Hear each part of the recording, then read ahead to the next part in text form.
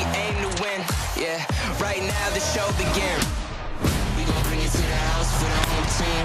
Big plays, big wins for the whole team. We gon' bring it to the house for the home team. We battle ready from head to feet. Swing to the right center field. And it is. Whoa! Are you kidding me? It's time to go. It's time to go right now. Get ready. Hop on, ride with us. It's Friday Night Baseball on Apple TV Plus, presented by ZipRecruiter. This week, for the first time this season for our crew, we're in New York City. It's Roosevelt Island. You want to stop there? Cool. You can go see the Statue of Liberty. There's so much you can do in and around this city. Don't get caught by the tourist traps. That's all I'm going to warn you. Maybe make your way up to the Bronx. Yankee Stadium tonight. The New York Yankees hosting the Toronto Blue Jays. How do the standings look in the American League as we're in the dog days of August? Well, the Yankees have a comfortable lead, 9 games in front of the Tampa Bay Rays and Toronto Blue Jays, but the way the Bombers have been playing of late, maybe that lead to fans doesn't feel as large. The Blue Jays, on the other hand, have won back-to-back games to pull even with Tampa in both the division and the wild card standings. They are 1 game back of Seattle for the top wild card spot and 1.5 clear of the Minnesota Twins, with Baltimore and Chicago lurking. Let's say hello. Dan Plesac, Katie Nolan, and Steven Nelson in the booth. Heidi Watney is downstairs. We'll hear from her in a bit. And Sack, let's begin with you in Toronto. Not just because you played there for a handful of years, because they've won 2 in a row, and they have John Schneider as their interim manager taking over for Charlie Montoyo. What's been different in your estimation? Well, what they've tried to do is be a little bit more aggressive. It's been a problem hitting with runners in scoring position, and they want to do a better job base running.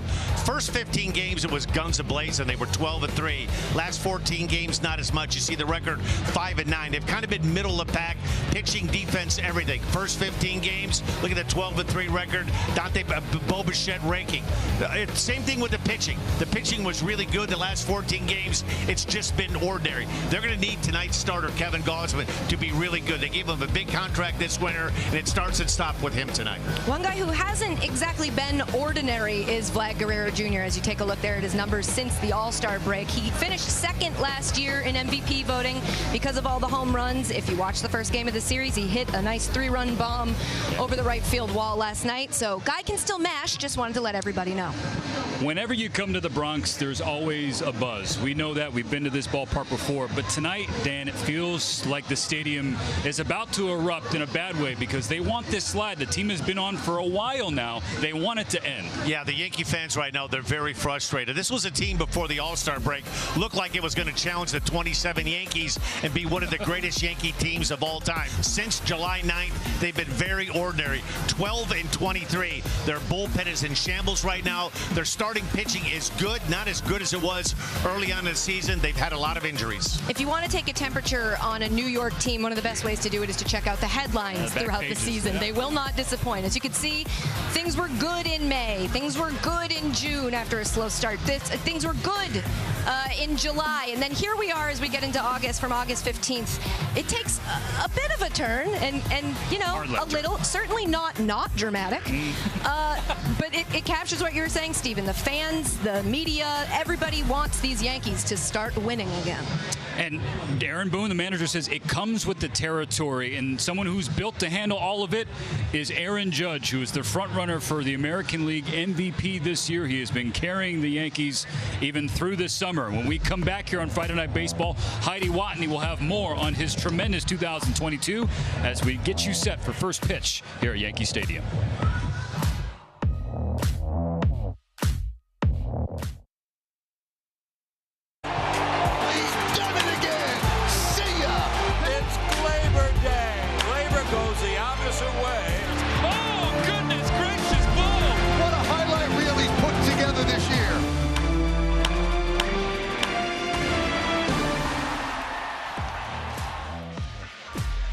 Blue Jays and Yankees, first pitch upon us here in the Bronx. There's Aaron Judge. I told you before the break, we're going to hear more about him.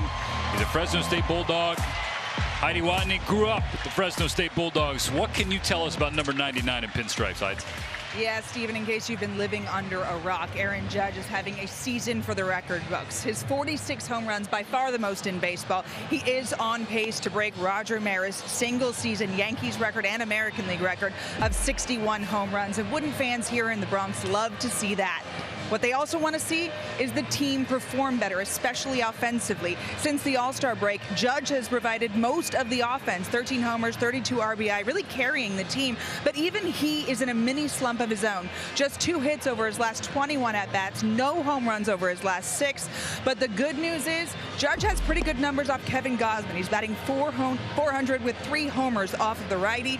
Aaron Boone said he is not worried about him. Wouldn't they love to see a Judge go deep tonight, Steven? He's all smiles always. Nothing gets to him. Aaron Boone was telling us before the game. Let's show you the lineup tonight for the visiting Toronto Blue Jays. George Springer not atop the order, not in the lineup at all. So a collective exhale, I feel, from some Yankee fans after last night's 5-for-5 performance. But instead, the hottest hitter in baseball the last couple of months in Lourdes Gurriel Jr. He will start the fire in front of Vladimir Guerrero Jr. and Alejandro Kirk, fellow All-Star this year. It's wet.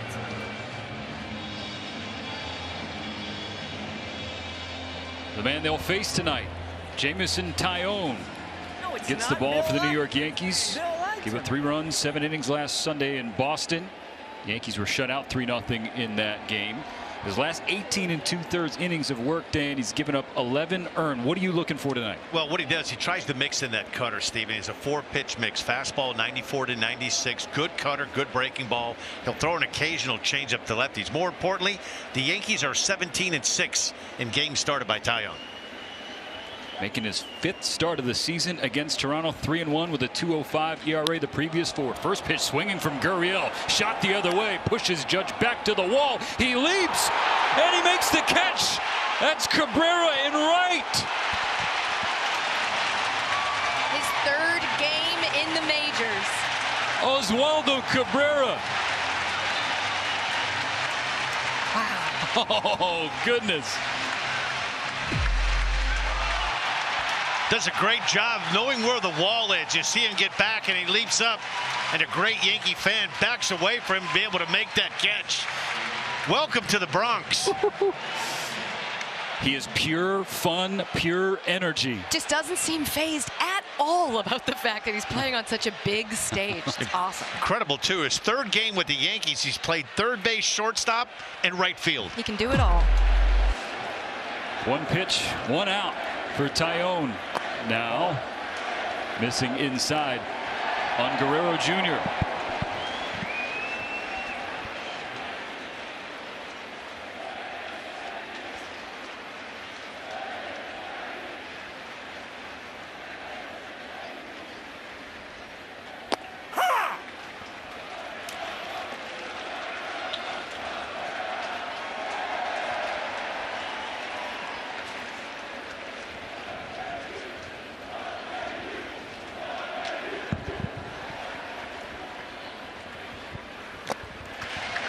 Tipped into the glove by Guerrero, now 1-2. Yeah, it looks like early on, Taillon trying to establish the fastball. That was a good 2-seamer down. One of the things you have to be careful with, Vlad Jr. likes to get his arms extended. He's hit very well here in this ballpark.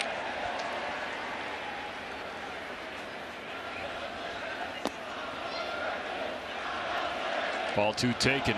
You hear the roll call happening here in the Bronx.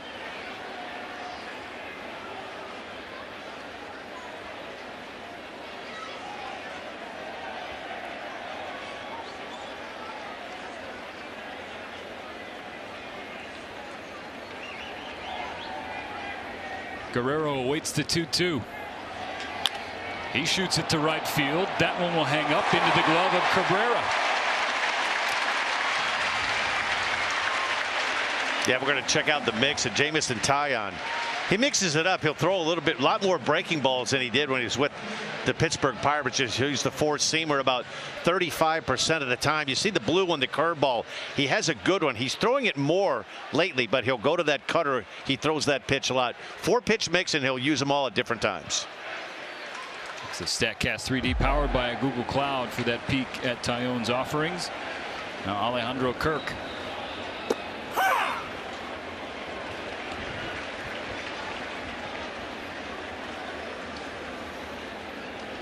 Started the All-Star game as a catcher.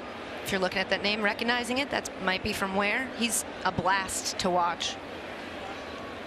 John Schneider, the interim manager, said Alejandro is one of those people that you just want to hug whenever you see him. It was funny when Heidi asked him a question about him. His face just lit up. Smile across his face. It's exactly what you expect. He's a fun guy. 4th Blue Jays catcher to make an All-Star team, but the only one to start it. Yeah. Can't hold up. 1-2.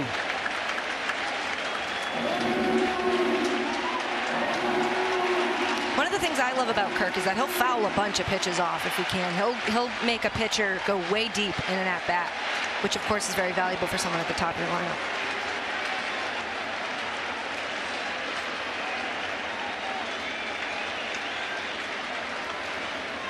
Tyone fools him with the 1-2 pitch. A strikeout ends a 1-2-3 first. Oswaldo Cabrera, way to get us started on Friday Night Baseball.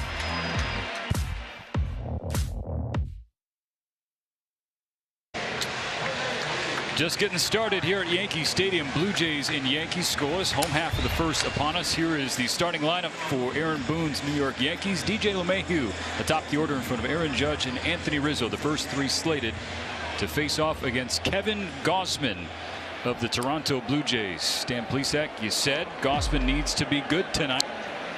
Yeah, at times, Stephen, he'll fall into a trap early on in the season. Fastball's up in the zone and the splitter was down. He'll throw the splitter a lot. It's only been barreled 1 time all season long.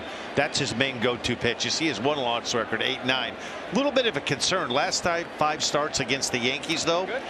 0-4 with an 8.46 ERA. He hopes to turn that around tonight. LeMahieu swings at the first pitch, drives the ball to center field. Merrifield giving chase. He will run it down. The first pitches for both teams. A scare for both teams as well. So 1 pitch, 1 down for Gausman. Here's StatCast powered by Google Cloud. Here's that pitch arsenal that you were referencing, Dan. Yeah, he'll throw that 4-seamer about 49% of the time. Look at the splitter. He uses it a lot. 36% of the time, and he gets a lot of swings and misses on the splitter. What he wants to do early, establish the fastball up for strikes, the splitter down, and get some quick outs. He has a tough out in front of him, Aaron Judge. I found it interesting. Last year, the Toronto Blue Jays had the reigning AL Cy Young Award winner in Robbie Ray. They elected to go after Gausman and let Robbie Ray walk, and then they locked up Jose Barrios. So they put a lot of stock in tonight's starter, Gausman. Ball too low. 46 home runs for Aaron Judge. Hasn't homered in a week. But I mean, neither have I. You know, a week without a homer, he's doing very well. What I was going to say was teams have been pitching him differently recently. There's the 2-0 down, 3-0 now to Judge. Katie, have you found you're not getting those room service 2-0 fastballs? Yeah, they're just, my diet's so different. It takes a while to adjust to. As the Yankees have been scuffling, the lineup in particular, missing key players at times for sure, most notably Giancarlo Stanton. DJ LeMahieu missed some time with the toe issue. Anthony Rizzo's back has been barking. Well, and Aaron Judge has been the only one immune to those struggles. That one was a strike. That's the call anyway. And so if you're an opposing team, this is the guy you're saying we're not letting him beat us tonight. Not getting as many pitches to hit.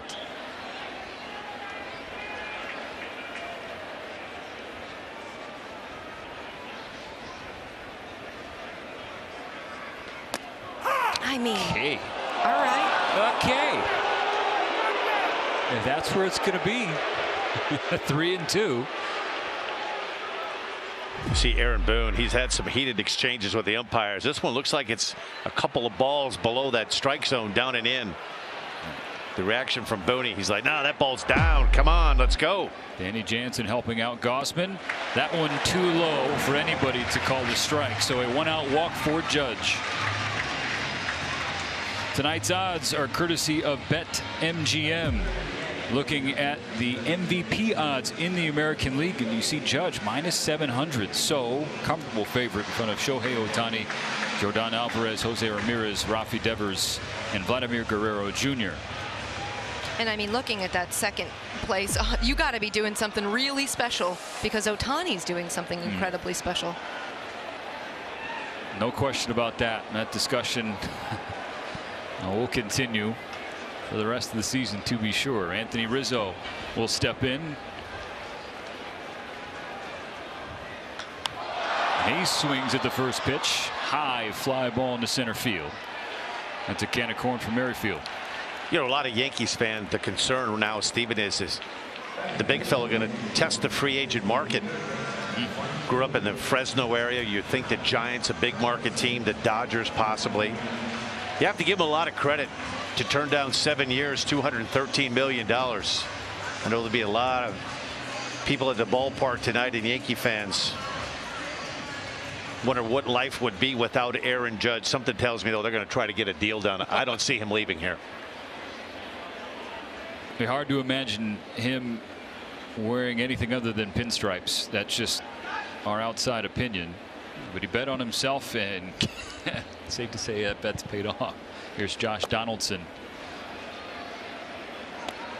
Go from talking about one potential MVP in 22 with Aaron Judge, a former one in Donaldson. Boy, 2 nights ago, he hit that big grand slam walk-off. Roldis Chapman gave up 3 runs in the 9th inning. He came up in the bottom of that inning. He hit a big grand slam opposite field. Ripped through the left side, 2 out knock for Donaldson. Judge will hold it second, 2 aboard.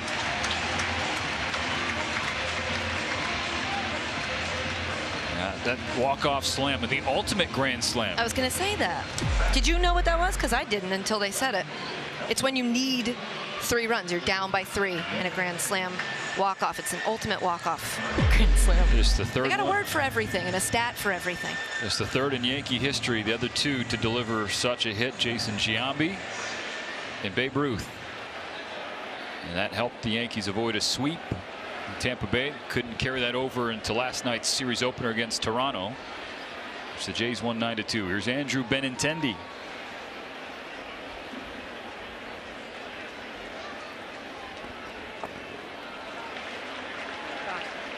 A trio of punch outs last night. It's the 3rd time this season with 3+ Ks in a game. I was reading Katie Sharp, who Yankee fans know Katie Sharp does unbelievable work. Said all 3 of those games have been in a Yankee uniform since being acquired from the Kansas City Royals.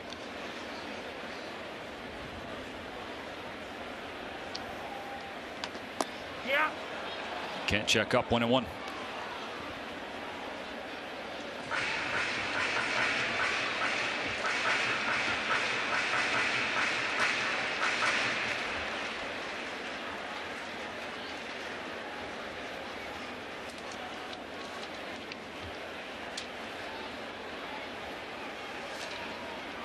Gausman will peek back at Judge on second, then come home and gets Benintendi to wave at strike 2. Yeah, that's one of the few changeups he'll throw right there. His splitter's anywhere between 86 and 89 miles an hour. He'll throw about 5 or 6 changeups a game, and he'll throw them primarily to lefties. Get himself back into count leverage right here. And he usually backs it up with that good split finger. Try to go for a punch out.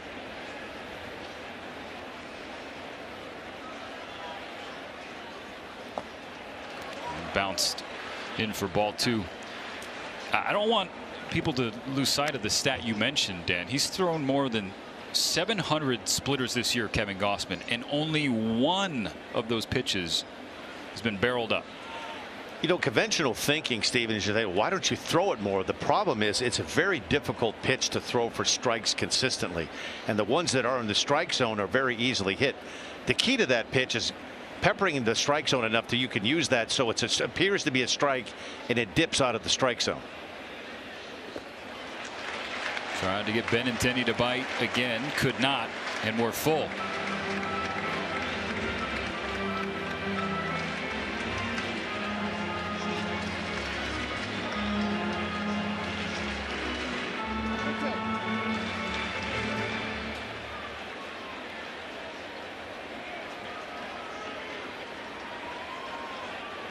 What are you thinking here, Sack? Well, if you could believe he's going to go 2-2 to the splitter, he'll go through it again. That's his go-to pitch. Runners will take off. Ground ball left side. Bichette up calmly, and he'll retire. Benintendi was hustling down the line. So some 2-out traffic for Gausman. He works out of it. We're done with one here at Yankee Stadium.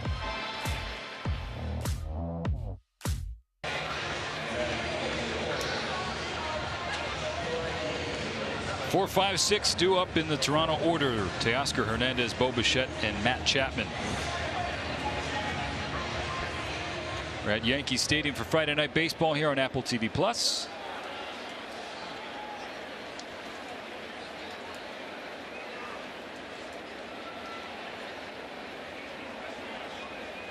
Hernandez delivered his 24th double of the season last night. Drove in a pair. And a 2-hit ball game. Takes a strike from Taillon. Yeah, you know, I think it's more important now than ever for the Yankees starters to start to go a little bit deeper into games. The bullpen, it's kind of in shambles right now for Aaron Boone since he's been a manager. This is his 5th year with the Yankees. High fly ball from Hernandez. Judge in center field. At the track. 1 down. And one of the things the Yankees have always had in his tenure is a quality bullpen, but they've had some injuries. Chad Green is down. Michael King, Loaizaga is back. He's had some issues. Clay Holmes has had a little bit of a bad back. He's on the IL. And Aroldis Chapman, it's not the same pitcher he was for the last 4 or 5 years. They're trying to work him back into that rotation. So innings at a premium for the Yankees. There's a good look at their ace, Garrett Cole. They'd love to get at least 6 innings out of Taillon tonight. Yeah, some might say they have to. Some might. Strike 1 to Bo Bichette. Had a chance to play with Bo's dad, Dante, in Milwaukee. Never seen a guy in my life get dressed faster for a game. when I was with the Brewers, 7:05 game, 4 o'clock dressed, right? 3:55, everybody's there walking on the field, and Dante would be walking in street clothes. And in 3 minutes, by the time stretching started, he would be in full uni. It was like he would snap his fingers and get dressed. As long as you're there for first pitch. Whatever your routine is, make it work for you. Ball 2 down to Bo Bichette. Bichette's been moving around in the batting order recently. A couple games ago, he bat his lowest that he has in his career, 7th. You know, they're trying out different things with him to see what they can do to get him hitting again, because he can. Shoots it to right field, tailing toward the line. Cabrera tracks it down. Aaron Boone was saying, just love this kid. When you look at him, you see a guy who's going to have a long big league career. That's Aaron Boone talking about Oswaldo Cabrera. Said he could play anywhere in the infield, and I told him today, hey, you're playing right. He said, let's go. Think about it. He's played 3 different positions, and he just glides. He makes this look awfully easy. First play of the game, he robbed a home run, and he's had a couple of plays, 3 plays already. Just looks like a natural in the field. Sorry for botching your catch highlight, Oswaldo. I called you Aaron. Matt Chapman takes a ball to start off his first time up. Seen plenty of slug from Chapman this year. Pulled to his counterpart at third base. Donaldson will make the throw across. Another 1-2-3 inning for Taillon. The Yankee order will come back with Gleyber Torres after this.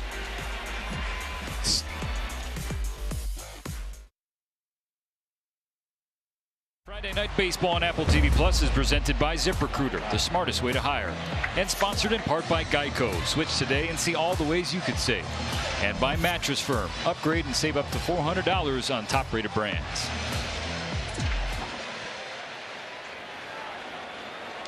Six, 7, and 8 for the Yankees due up here in the bottom of the second. Scoreless game. Toronto and New York getting going. A lovely 81-degree evening here in the Bronx. Torres, slicing foul down the right field line.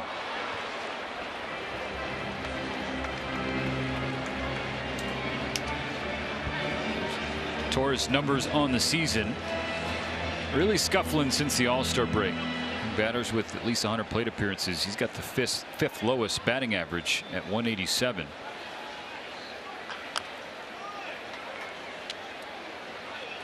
Let's go downstairs to Heidi Watney. Heights. Well, Kevin Gausman, clearly a man of routine and superstitions. You may have heard in college he ate a mini powdered donut before first pitch and in between every single inning while he pitched.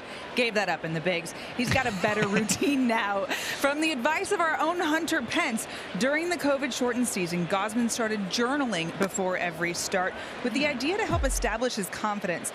Every day he pitches, he writes, "I'm a 20-game winner 50 times." When he takes the mound, he said he looks around the stadium and tells himself that the fans are all there to watch him. He said this quote to Sports Illustrated, "Even if I'm in Yankee Stadium and I know they came to see Aaron Judge and all those guys, in the back of my mind, I'm like, no, they paid their money, their hard-working money to come and watch me strike these guys out," like he just did, Stephen. He did. Getting Gleyber Torres looking to start the second inning. And Heidi, you say he's changed with the snacks, and my question to you would be, Dad, did he? I heard him on pregame spread on MLB Network with Matty V. Matt Vasgersian asked him about his go-to snack, and Gausman would not stop listing them. Hershey's cookies and cream, Little Debbie's, Hostess, zebra cakes, oatmeal all cream solid. pies, No cosmic notes. brownies, Yep. sunflower seeds, Arizona green tea. Yeah, his manager said he gave up the powdered donut routine during games, but he definitely still has a sweet tooth. Cosmic brownies, shout out. Delicious. Isaiah Kiner-Falefa launches ball one.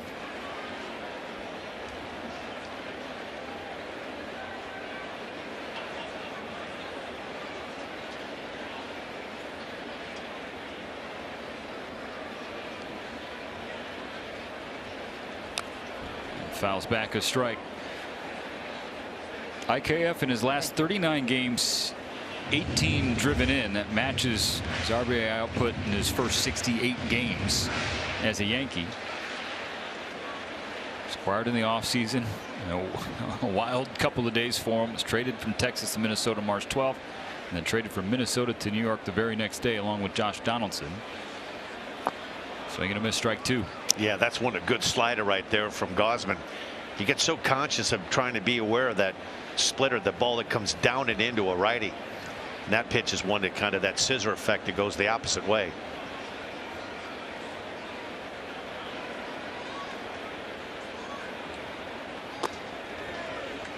Count level at 2. He's got such a big leg kick. He does, and he has a real kind of rock back and forth motion before he delivers the ball. It's all about getting his timing and tempo. You see him rock a little bit back and forth. Then one thing he does, he gets very well balanced over the mound. Now the count full. Dan, do you get personally offended when they say pitchers aren't athletes? I do. Well, yeah, at times, but you know, you watch enough plays and enough highlights where you see pitchers botch some of the most simple plays, a pop up, the ball that drops in between. But then sometimes they make incredible plays. Yeah. Very Sometimes. infrequently, though, Katie. Sometimes. Strike three swinging. Back-to-back punch-outs for Gausman.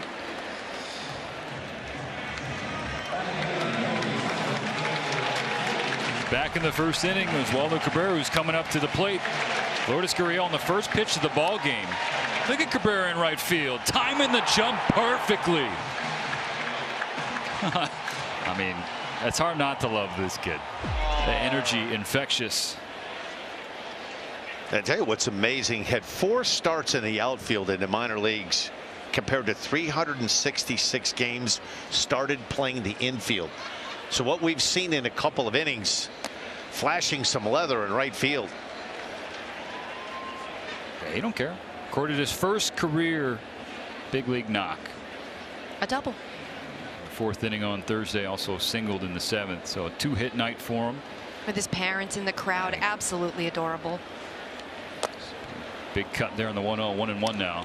He kind of reminds me, Stephen, a guy played with the Blue Jays, Jose Cruz Jr. Kind of similar mannerisms. They kind of glide and the same kind of beautiful left-handed swing.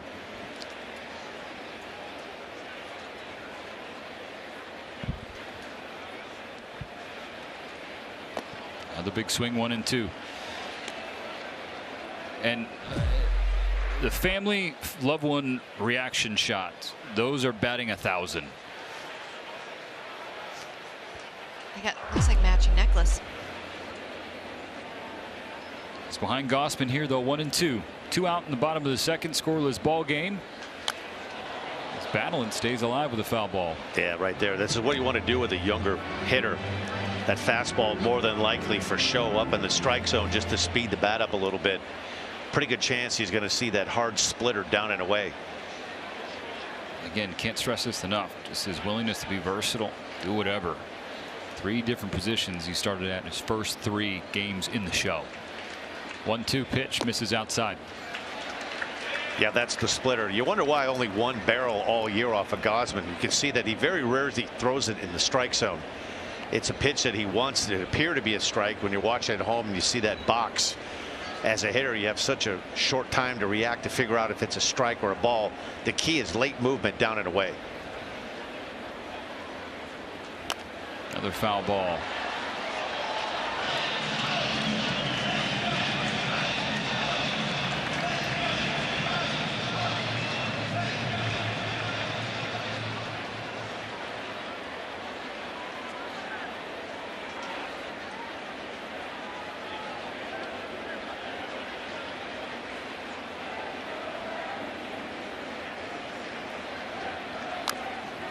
Let's do it again.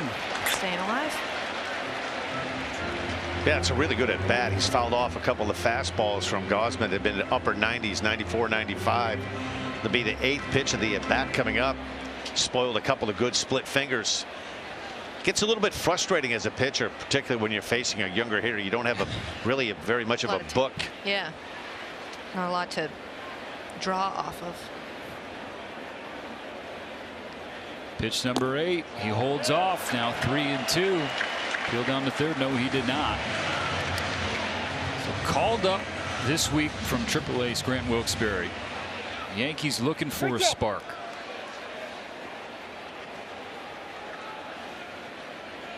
And now the Yankees are seeing Cabrera battle.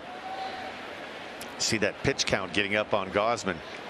This is his 4th full count so far through inning and 2/3. Down to the glove. Jansen couldn't hold on to it. So we'll do it 10 times here.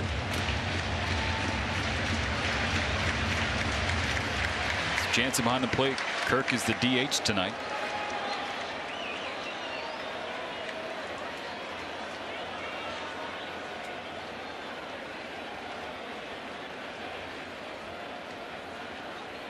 Three-two. Strike 3 called at the bottom of the zone, the very, very, very bottom. Again, and Kevin Gausman will take it as he strikes out the side in inning number 2.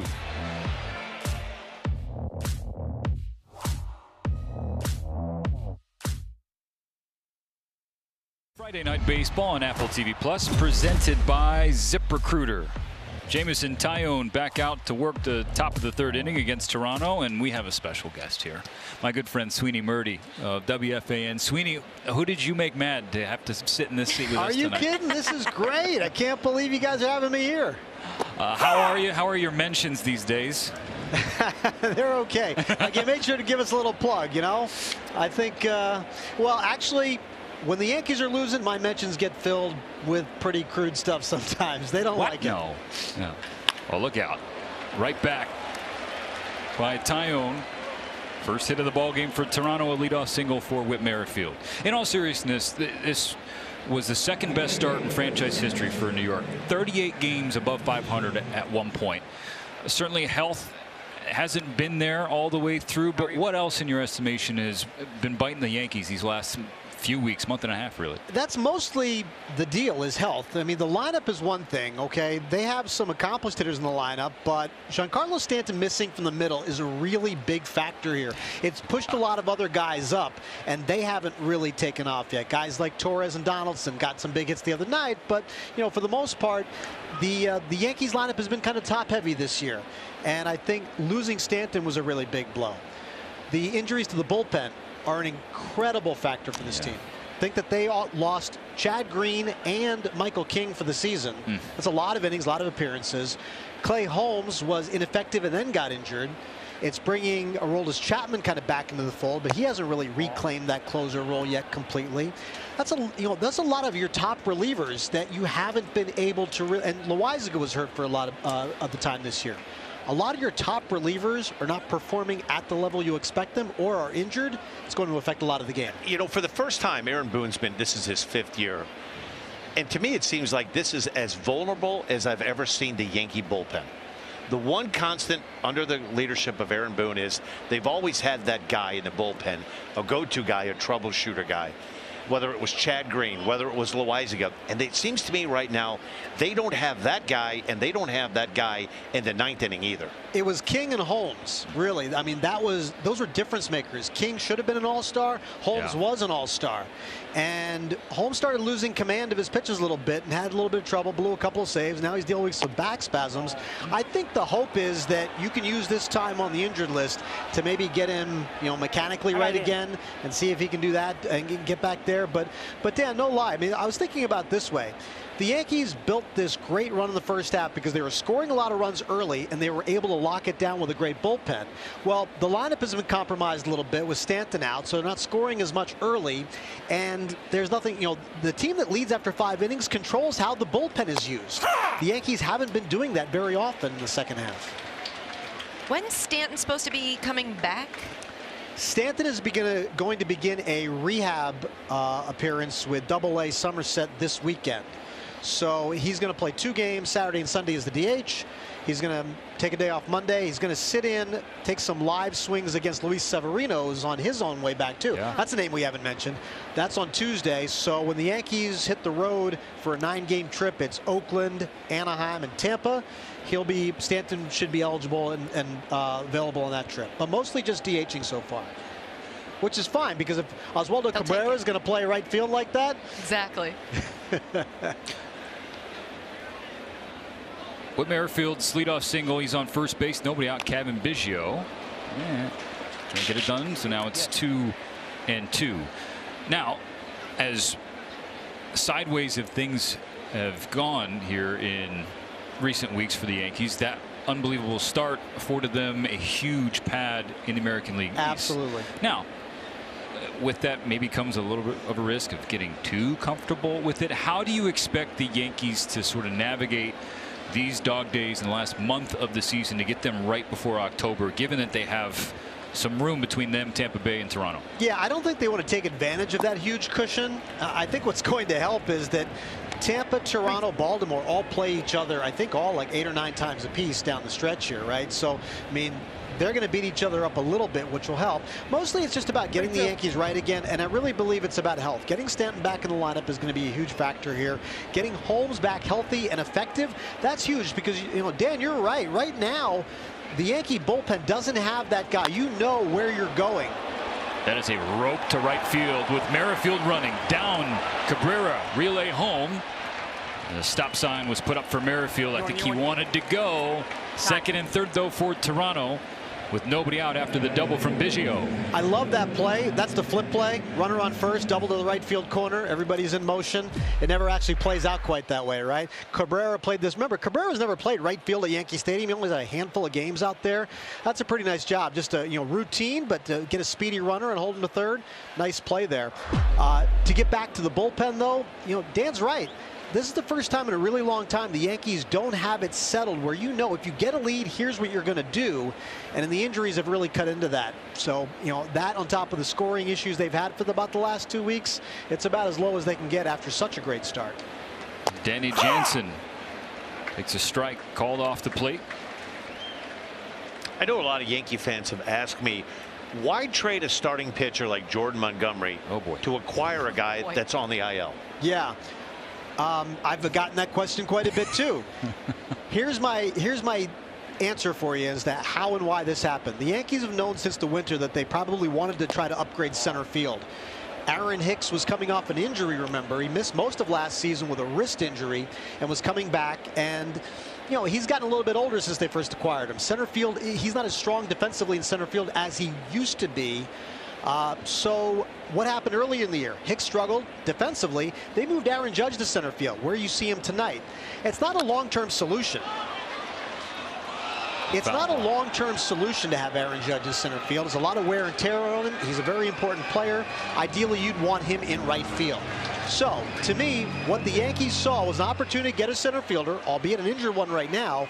The cost of getting him was going to be a starting pitcher. They cut him to depth a little bit. That's a little roll of the dice. They did acquire Montas. They have Clark Schmidt at AAA. They have Luis Severino coming back in September. So a little bit of a calculated gamble, but they needed to address center field. Bader, Gold Glove caliber center fielder, right? I think that is their plan as he gets healthy in September, that Bader's going to be taking the reps in center field and allow Judge to move back to right and Stanton to DH. Of course, Bader, the hometown story, that'll be prevalent once he comes back, but those questions amplified seeing how Montgomery has started his Cardinals career for sure. 2-2 count here to Jansen with Jays on second and third. Pulled foul. And then the $1 million question, Aaron Judge, chances he signs elsewhere? I think it's more than $1 million. Yeah, a little bit, just a little more. It's a couple $100 million, right? There's always a chance, right? Brian Cashman always says when a player gets to free agency that free agency means free choice. It's the player's choice too, right? I think the Yankees are going to, and they made a good offer, you know, but it wasn't what Judge and his team was looking for, right? 7 for $213, right? 7 years, $213 million. Plus whatever this year would have been, which you know, you add in the arbitration year, like roughly 20 mil. It's a pretty good number. It's not. There's still a big gap from what they're looking for. I think the Yankees knew that they could still go that low, so to speak, because they're not bidding against anybody yet. You're going to get to a point in the season, and he's putting up a great year, where you're going to have to say, okay, what's the number we've got to do to keep him off the market? Big strikeout from Tyone to get the first out of the third inning. I think the Yankees are going to be prepared to make him a much better offer than they did in the spring. And they know that they have to at that point, because you weren't going to lose him in March or April. Now there's a chance you can lose him. Listen, he's doing phenomenal, right? Bet on himself, everybody talks about. He might, he's going to be challenging Roger Maris by the time this season is over, and 61 home runs. It's hard to think of a better walk year and a better platform to say, look, I deserve more than what you offered. He's handling his end. The Yankees are going to have time to deal with their end. Gurriel, like in the first inning, swings at the first pitch. Grounds out, but he does score a run for Toronto. The Blue Jays on the board, 1-0. I'm going to kick this plate off. With Sweeney Murdy, a part of the outstanding team at WFAN, which, of course, you have John Sterling and Susan Walton. They had the talking bobblehead They tonight. had their bobblehead tonight, right? Yeah. Somebody said, when's your bobblehead? I think you're going to be waiting a really long time. Oh, stop, Sweeney. Here's a question. Can you get us one of the Susan Walton bobbleheads? I've been trying to get my hands on one, haven't and gotten one yet? they went like hotcakes, which are very popular. Yeah. Hotcakes. and tasty, too. Yeah, now you're making me hungry. I will see what I can do. I think I can have I might not be able to get my own bobblehead, but I have a little bit of influence. Maybe I can swing some over this way to you, okay? Thank you. Vladimir Guerrero Jr. will step in with 2 out. And by the way, you're the only person that's asked me for a bobblehead. Totally. Katie. Yeah. So Vladimir Guerrero Jr. lined out in the first inning as Kevin Biggio on third base. So a strikeout and a ground out. Jansen and Gurriel Jr. respectively. Ground ball to short. Gobbled up by Isaiah Falefa. And the top of the third will end. Toronto is taking the lead on the Yankees here in the Bronx.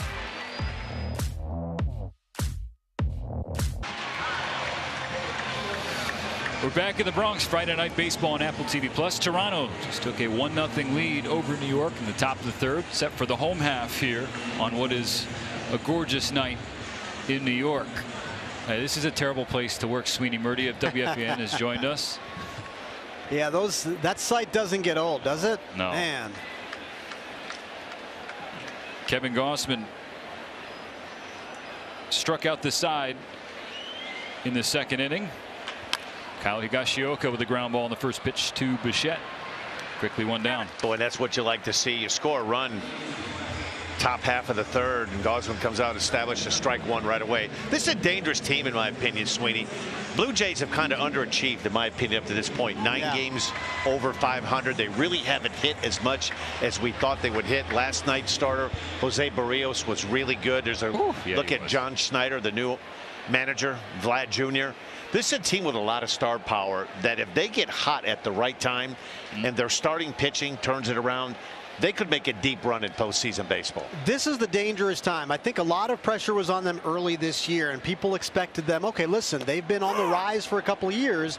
This is their time now, right? And they expected them to shoot out of the gate. Maybe not quite so hot as the Yankees did, but kind of similar. Well, it's not always a straight line up in baseball, right? You don't just keep going up and getting better. Sometimes you got a little bit of adversity, and the expectations can be heavy. And I think that's what Toronto dealt with a little bit early on. Not everybody's going to jump out to the great start and the great year right away. But now's a time where, as you said, you get hot. Wow. Speaking of getting hot. Which is rare. Very. To see him that animated?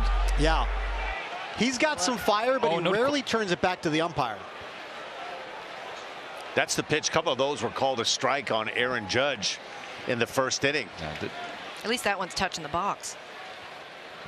Yeah, they have issues with that a lot. One has to get out of the way. 1-2 now on LeMahieu. Sorry, Sweeney. I say, you know, they have issues with that kind of thing a lot. Aaron Judge, you said, obviously, when Stanton's healthy, you know, he's dealing with the same thing. You know, there's not a lot to argue with umpires about anymore, but the strike zone is absolutely one of them, and the Yankees tend to do that quite a bit because they have, you know, they have certain hitters that teams know attack them low, and they're trying to get that called strike. Junior Valentine behind home plate, swing and a miss from LeMahieu, 2 down. Yeah, that's that good splitter right there, Steve. What he tries to do gets you to chase that. You touched on it earlier. Only one split finger's been barreled all season long off Gausman. This ball appears to be a strike, then it disappears right in front of home plate. Hard to lay off of when you throw 95 to 97 like Gausman does. Now we got a. Sorry, Sweeney. I was going to say, Katie, I told you I had a little bit of influence here, right? Oh, my goodness. I do have. I told you, I know some people. I don't have my own bobblehead, but I know some people.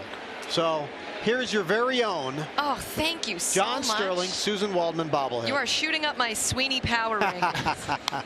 Aaron Judge fouls away. Strike one showed off to the people. This is awesome. Sweeney, see, look at that. You're there you go. Look at that. A man of influence, an influencer.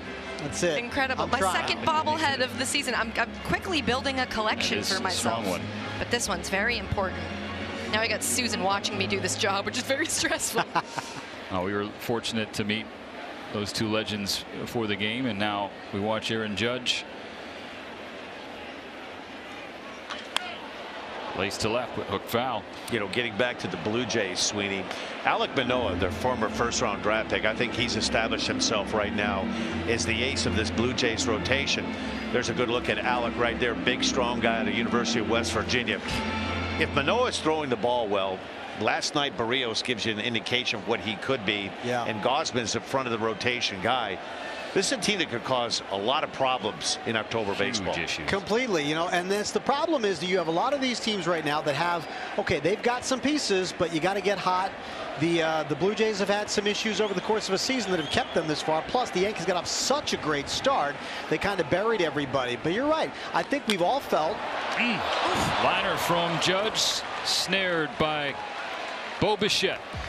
So Gausman with another 1-2-3 frame, back-to-back for him. Still 1-0 Toronto after 3.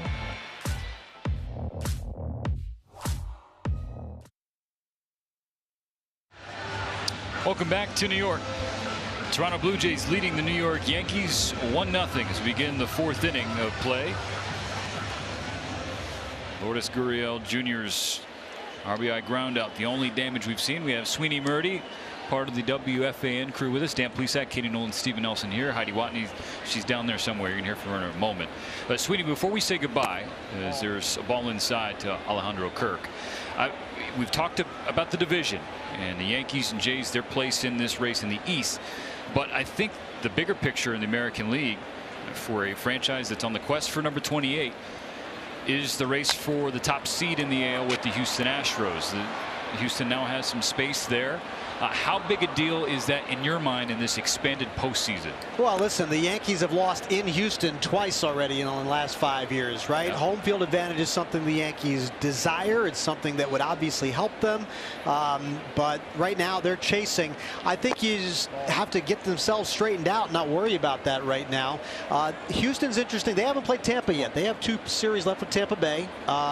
And, you know, I know they're playing a West Division schedule that isn't quite as challenging maybe as the Yankees have played so far. So maybe they do have an advantage down the stretch here of holding on to that lead, but strange things happen, so we'll see how that goes. But as far as importance, yeah, I think they would have liked to have held on to that.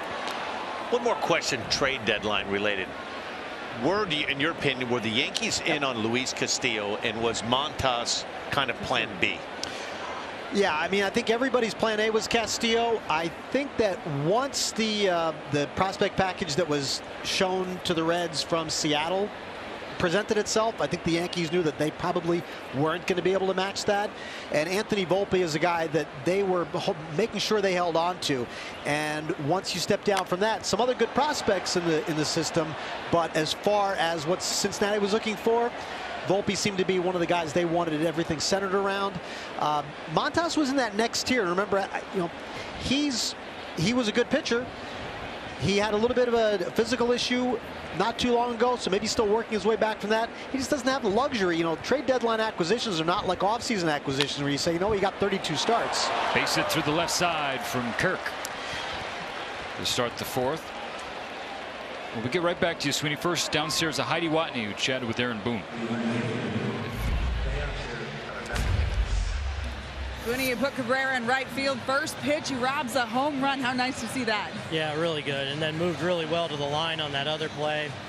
He's a player. Plays with a lot of confidence. And good to see him out here showing off. The offense continues to struggle tonight. Just 1 hit off Gausman. What's he doing so well? Well, I mean, he's one of the best in the league. I actually feel like our bats the first time through were all right. You know, we made some good contact against them. We just got to battle and make sure we take advantage when we do get a rare mistake. Thanks, Aaron. That is a blast. You can hear it. Teoscar Hernandez, you heard it, you felt it. 3-0 Jays, his 18th of the season. Yeah, it's the same old movie for the Yankees right now, having some difficult times scoring some runs, falling behind, playing catch up. It seems like that's what the Yankees have done since the All-Star break. Completely. I mentioned earlier about leading a game after 5 innings. Well, 27 games so far since the break. The Yankees have had a lead after 5 innings only 8 times. And you're playing catch up. You don't have the offense to pick it up. You don't have the bullpen to hold it down. When you do have it, that's what's bugging the Yankees right now. The home run ball has been a problem. Teoscar Hernandez has been kind of a little bit of a Yankee killer for the last couple of years. Dan, you'll get the Odd Couple reference, right? Teoscar, Teoscar. You know, it's before the game, Katie. We need to get a photo with you with that jacket on. Oh, man. You look good, like hitting dingers in the show, right? I have no right to put it on. I got to hit a home run first, which, you know what? I believe in myself. I do think You're going to start getting more 2-0 fastballs in your summer league, right? Yeah, exactly. I think I can do 107.6 off the bat like Teoscar just did. That was a bomb. He's such a good hitter. Underrated. And to Sweeney's point against New York, he's now driven in 7 his last 3 games against New York. So 3-0 Jays. Still nobody out in the top of the 4th inning. Another look at that swing. Center cut fastball, inner third, about belt high. You can see the vibration of the bat. He barrels this one up. Straightaway center field where the big boys hit him.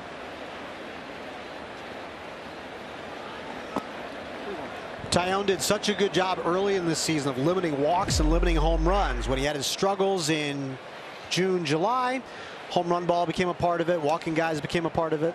I love that Manoah doing the sunflower seed shower because that's what Teoscar does to everybody all the time.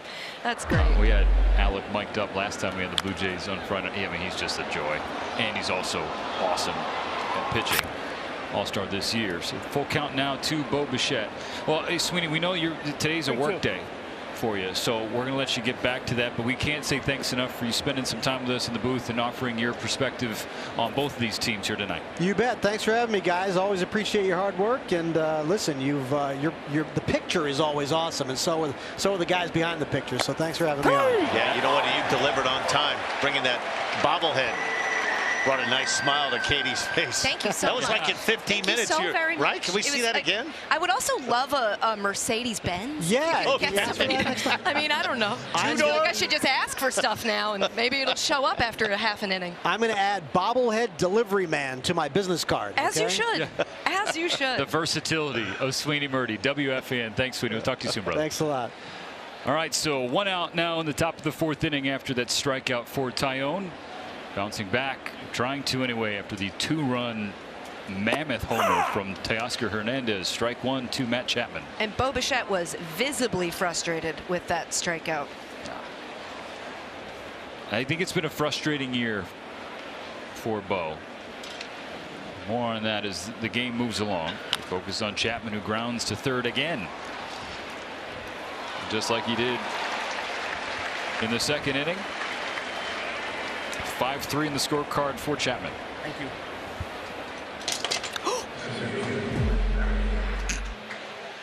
Another look at the punch out right here. High breaking ball. That's that high strike. You can see Bo displeasure with that call. That's a pitch 5-10 years ago. There's no way that ball would have been a call to strike. And I think that's one of the reasons it makes it so difficult to hit now, Steven. You have to be aware of that high strike. It's a near impossible pitch to do anything with. Merrifield, who singled his last time up, flashed a bunt, pulled it back, ball 1. Yeah, Dan, but you're a pitcher. You're not complaining about that. Don't even try to pretend. Take the hitter's side. You know, a pitch like that one on the cold strike 3, that one was so bad and hanging that as a pitcher, you're almost like, it's almost like, thank you. Thank goodness that's one you don't practice. That's not a pitch you work on, because if you throw enough of those, you're going to be throwing a lot of home run balls.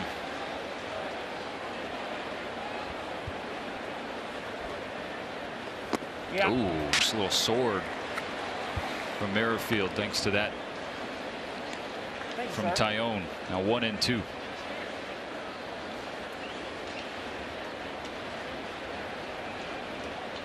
There's Teoscar. We spent some time on the IL early in the year, Steven, and the Blue Jays missed him in that lineup. He comes back and makes that lineup a lot deeper and a lot stronger. A lot more fun. I mean, it's such a loud 2021. We talk about expectations a lot with these 2022 Blue Jays. They were through the roof for the team and for a lot of these young individuals and budding stars, already established stars in some cases. And Hernandez, 116 driven in last year, 3rd most in all of baseball. Not on the same pace this year, but when you watch him play in all facets, I mean, he really is one of the more unheralded all-around studs that we have in the game. Power to all fields. As you touched on it, he kind of gets lost in the shuffle here because Bo Bichette and Vlad Jr. have garnered so much of the attention. A weak grounder. IKF will make the play. But gosh, I want to listen to that. But we'll watch it. We'll settle for the couple views of Hernandez's 2-run homer. Now 3-0 Toronto.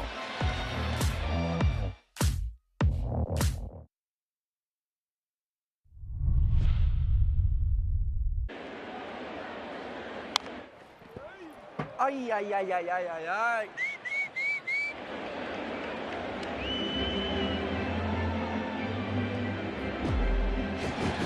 Was that Santiago Espinal mic'd up for us tonight, reacting to that foul ball from Aaron Judge right into the Jays dugout? That was a fun exchange. We appreciate Santi for wearing the wire for us. You make it sound like he's undercover. Wearing the wire. 3-0 Toronto leading New York here in the bottom of the 4th inning. Anthony Rizzo will lead off for New York. Flew out in the 1st inning. Reached base 3 times in the series opener. Doubled, singled, walked. 28 homers this year for Anthony there, Dan Plesac. Yeah, known as Tony Two Chains in his days with the Cubs. Kind of a blue-collar grinder kind of a guy. Kind of fits what the Yankees are trying to do. Had some issues with his lower back about a week to 10 days ago. It set him back. He was just starting to find his groove. But something tells me he's about to start getting hot again.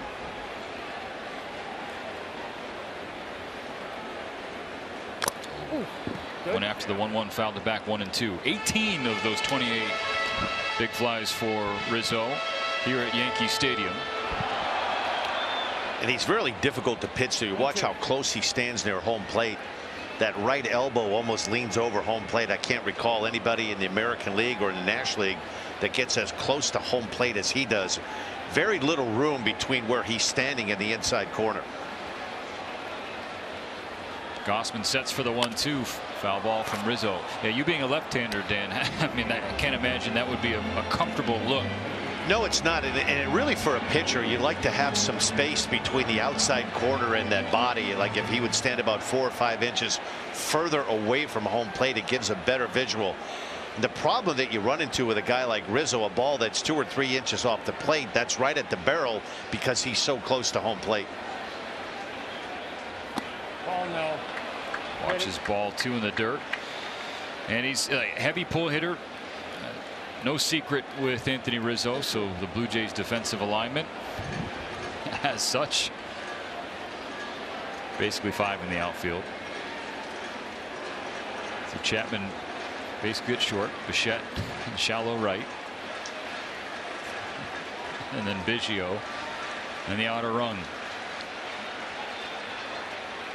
Swing and a miss, strike 3. Yeah, there's another one of those splitters. Let's go down to Heidi Watney, who had another manager interview presented by ZipRecruiter, this time with John Schneider. Kevin Gausman's been fantastic tonight. Kind of getting that low strike there. What are you seeing from him? Yeah, like that exact same thing. I think he's locating that real well, where you kind of want to live against a lot of these guys in that order. Bo Bichette didn't seem too happy on that last strikeout. Not happy with the strike zone? Yeah, I think both sides a little bit. Bo's doing a really good job, I think, lately of controlling the zone a lot better. Something he's working hard on. So we like what we're seeing from him so far. Teoscar knew he got all of that one. How nice is it having an early lead at Yankee Stadium? Yeah, it's you know, he can do that at any given point, but feeling good right now with this point in the game, and hoping for Garza to go deep here. Thanks so much, John. Heidi. Thanks so much, Heidi, and we appreciate both John Schneider and Aaron Boone for their visits tonight. A little bit of a homecoming for John. Right of Princeton, New Jersey, grew up in Lawrence Township to Lawrence High School. Has his younger brother Kevin here tonight. Parents will be here tomorrow. Big brother coming on Sunday as well. He's been a Blue Jay his entire life. 0-2 count on Donaldson. Ball 1 low. Really a blue bird. That's right. His whole baseball playing career. He's a blue hen at Delaware, and then he was drafted by the Blue Jays. Dan in 2002 in the 13th round. Retired from playing in 2007 and then was hired as a catching instructor by the Blue Jays. So he's been in the organization for 2 decades. Ball 2 to Donaldson. Which has to be really valuable. They have a real young core here of, you know, Bichette, Biggio, Guerrero Jr., and he knew a lot of those guys and worked with them coming up through the system. So it has to be one of the main things that a manager has to do is communicate well and be able to have the guys trust him. So it feels like he got a head start on that almost. Swing and a miss. Another strikeout for Kevin Gausman. Make it 6. There's more on John Schneider and Katie to that end about communication. I think that tool, that skill that he has, is why a lot of people around the game believe he is going to be a big league manager for a long time. Right now has the interim tag. We'll see how long that stays. He's managed nearly every level of the system now. Rookie ball, short season A, high A, Double A, and now interim major league skipper. Ground ball from Benintendi to the right side. Plenty of time for Biggio. 1-2-3. The Yankees down in order in the 4th inning. Toronto, the pad is still 3 for him.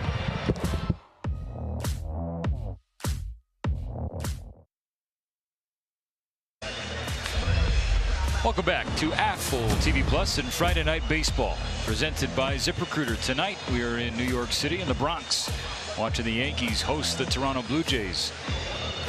The Jays lead 3-0 at the beginning of the 5th.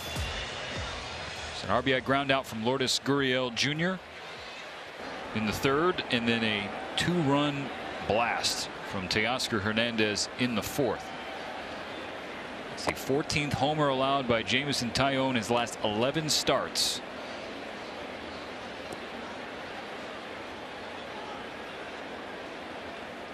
(8-9-1) do appear for the Blue Jays. Biggio, Jansen, and Gurriel Jr. strike one. Yeah, it's kind of been, sorry, Steven, it's kind of been the reoccurring thing with the Yankees. We touched on it last inning, falling behind early in games. Really important right now for Jameson Taillon to try to eat up some innings, to try to save some of that bullpen. Yankees have fallen behind, Steven, in every one of their last 6 games, so that's not a remedy for trying to snap out of this funk they've been in.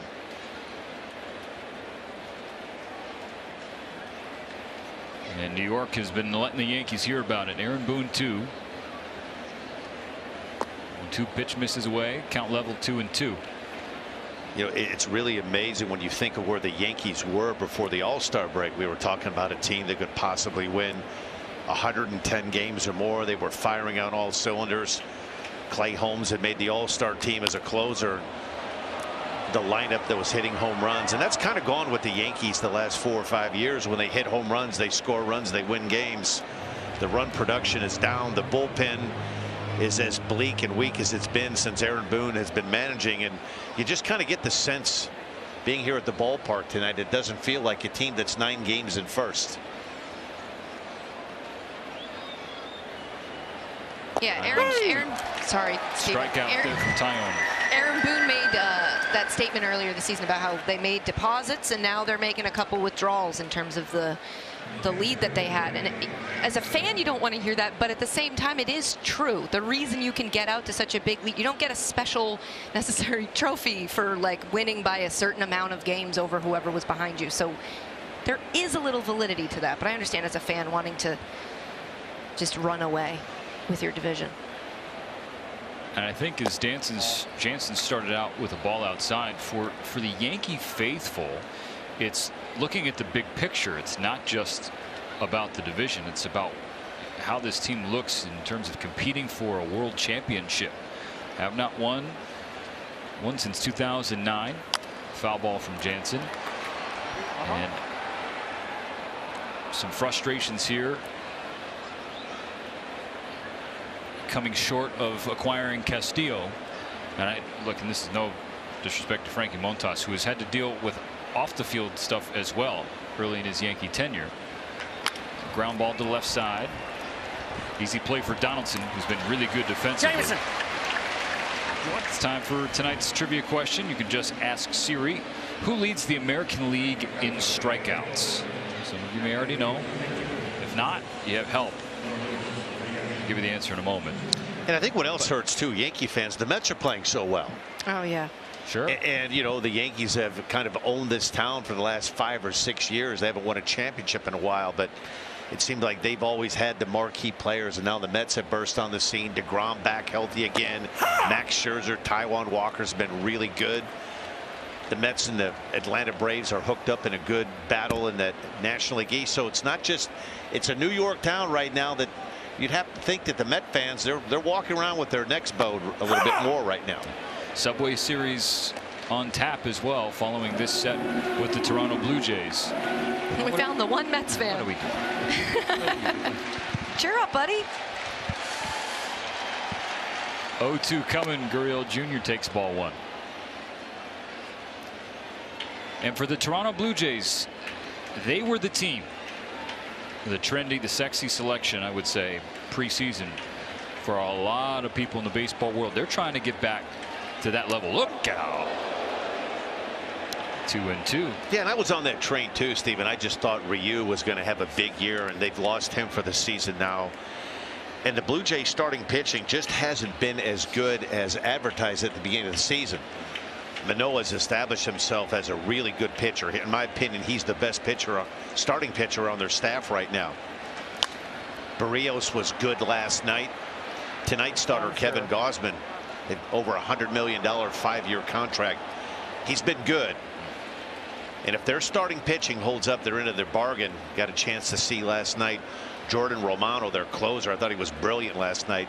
Touched 100 miles an hour. There's a good look at Gausman. I think the recipe for the Blue Jays is simple. Try to get some length out of their starters. Fill that bridge before they can get the ball to Romano, who made his first All-Star team, and he was brilliant last night. I've never seen him throw that hard before. I've seen him pitch a lot. He hit 100 miles an hour a couple times last night. He was very impressive. Strike 3. Gurriel Jr. punched out. Second of the inning for Taillon. The Yankees trailing the Blue Jays 3-0.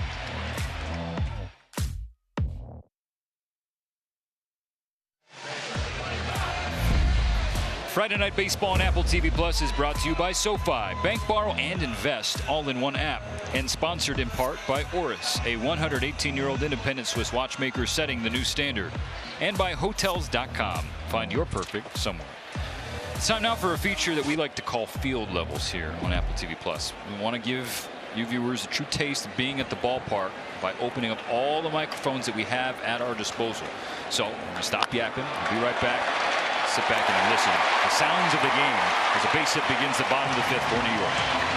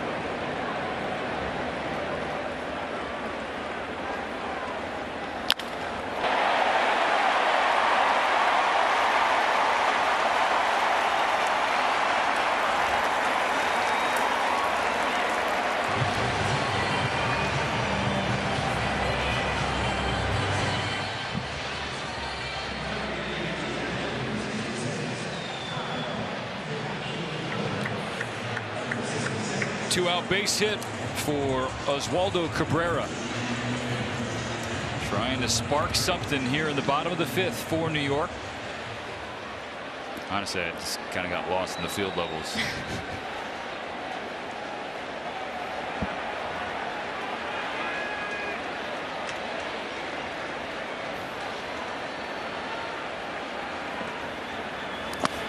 Higashioka takes ball 1 in the dirt. Yeah, the Yankees have made it easy for Gausman so far. He's been throwing out of the windup most of the time. Hasn't had a chance really to pitch out the stretch. Pitch with any stress or traffic on the bases. Leadoff single by Gleyber Torres was erased by the IKF ground ball 6-4-3 double play.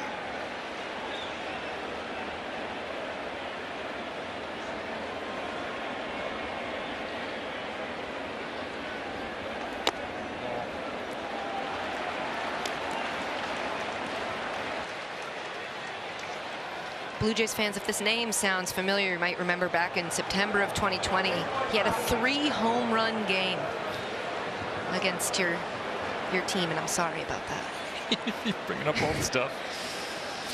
2-0 the count to Higgy. Higashioka pulled to left field. Gurriel has a good read on it, though. A few steps shy of the track. Secures the 3rd out of the inning. It remains 3-0 Blue Jays.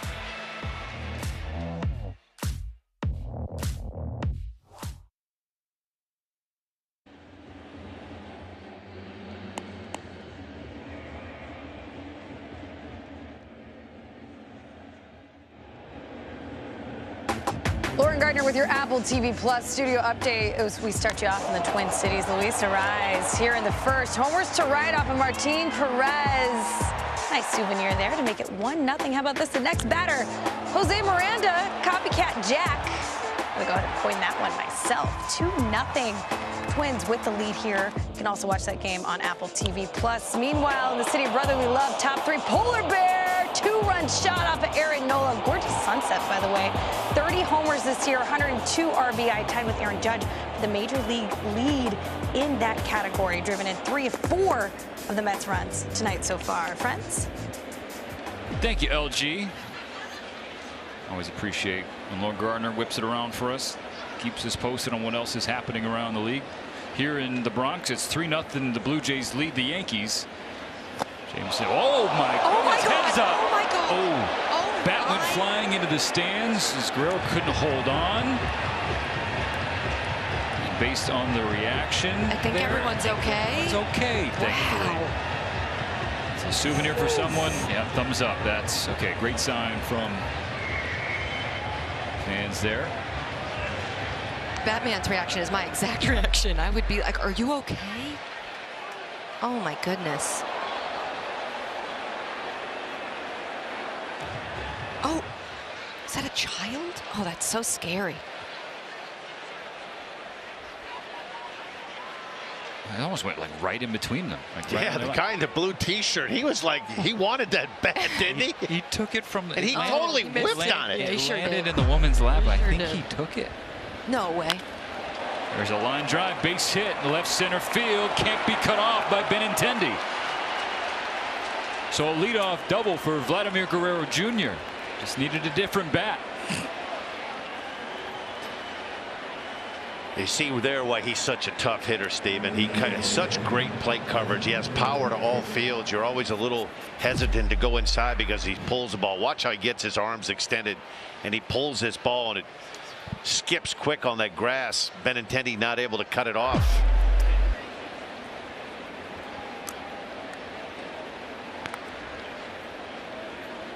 Little milestone right there. That was career hit number 500 for Vlad Jr.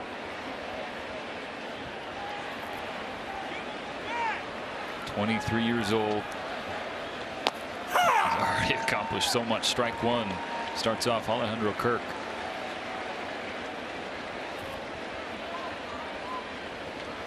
And it's interesting with Guerrero Jr., Dan, with so many young players, young stars, or just young prospects getting big contracts early. There hasn't been a ton of that chatter in Toronto yet. I mean, again, there's still plenty of time for that. The team control, I get it.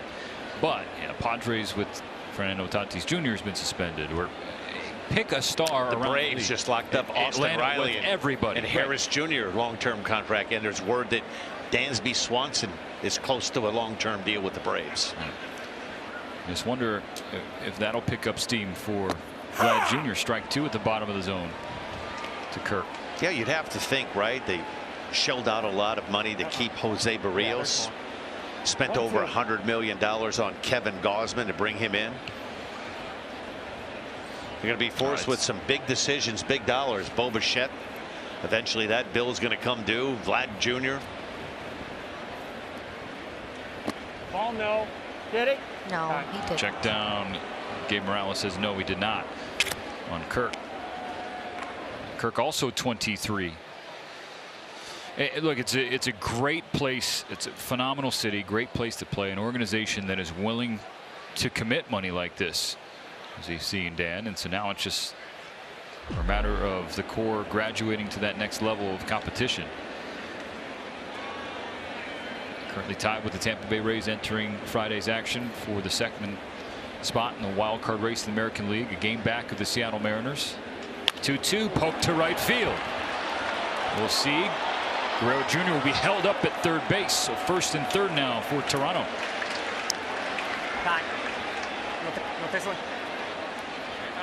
See another way why Alejandro Kirk made his first All-Star team. There's great plate coverage.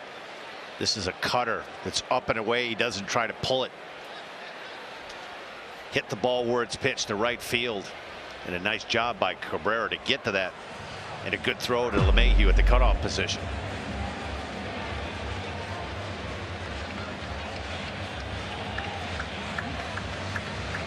So with Aaron Boone coming to the mound to make a pitching change, we'll step aside for a moment here at Yankee Stadium.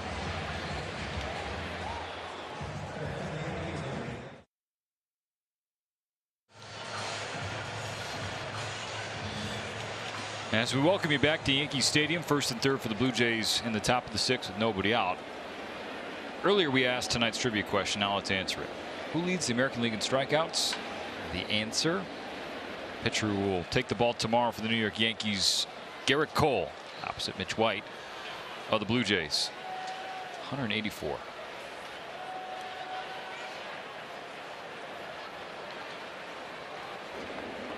Lou Trevino relieves Jamison Tyone. His numbers on the season has a 1.59 ERA in his early tenure here with the New York Yankees. Strike one down the chute to start off Teoscar Hernandez, who delivered a mammoth two-run homer in the fourth. Yeah, Trevino, another guy with a big arm, anywhere from between 94 to 97 miles an hour. Good hard slider. He's been pretty good with the Yankees. ERA of about 1.59. Was on a struggle bus with the A's, was 1-6 with an ERA a little bit over 6.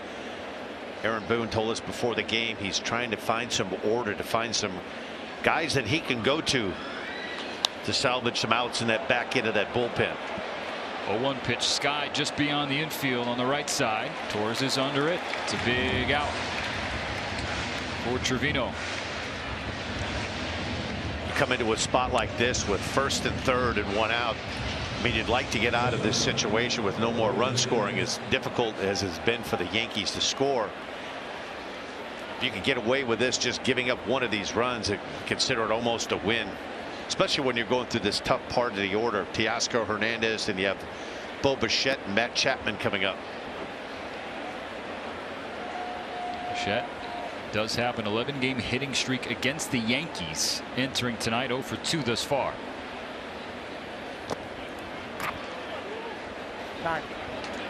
He's driven in 166 runs since the start of last season. As Bichette tops among shortstops across the majors.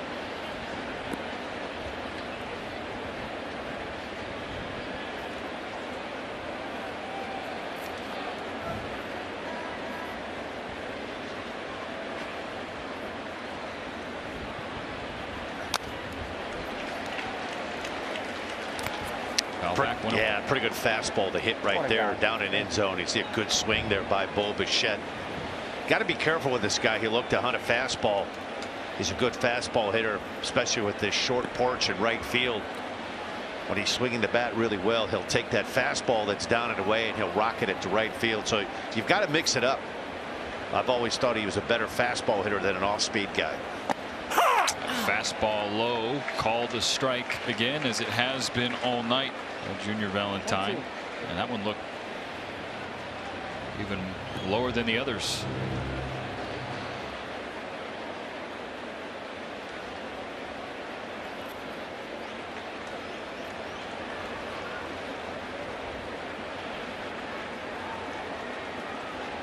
Trevino's 1-2. Bichette holds off. And all you major leaguers ask for is that whatever your zone is, just keep it for both teams. And that's been the case. I know the Yankees griped a little bit earlier. There were a couple of calls and Aaron Judge's first at bat that looked like they appeared to be down in the zone. But he's a difficult guy because he's so tall. The strike zone. Swing and a miss. Strike three. Trevino gets Bichette. Well, if the Yankees come back and make a game of this and win this game, you may come back to the 6th inning if Trevino can get out of this. 1st and 3rd, nobody out. Blue Jays look like they were primed to tack on some runs. A good breaking ball here from Trevino. Bichette just waves at it, set up by a couple of good fastballs in that sequence that were 95 to 97. Second time tonight, Bichette is down on strikes. 126 Ks on the year. Chapman entered tonight with 121. 0 for 2 with a pair of groundouts. Kirk on first base, Guerrero Jr. on third.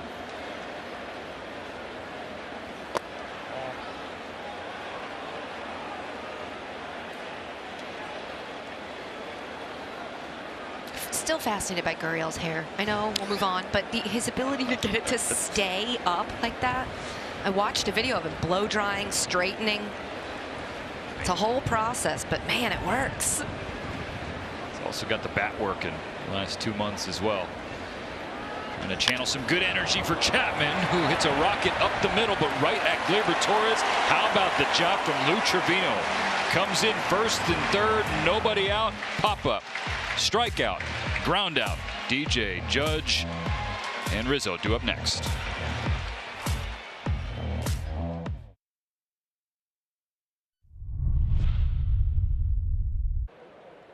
Icy.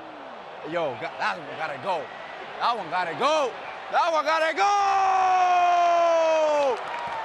¡A la volteo! ¡Sí, señor!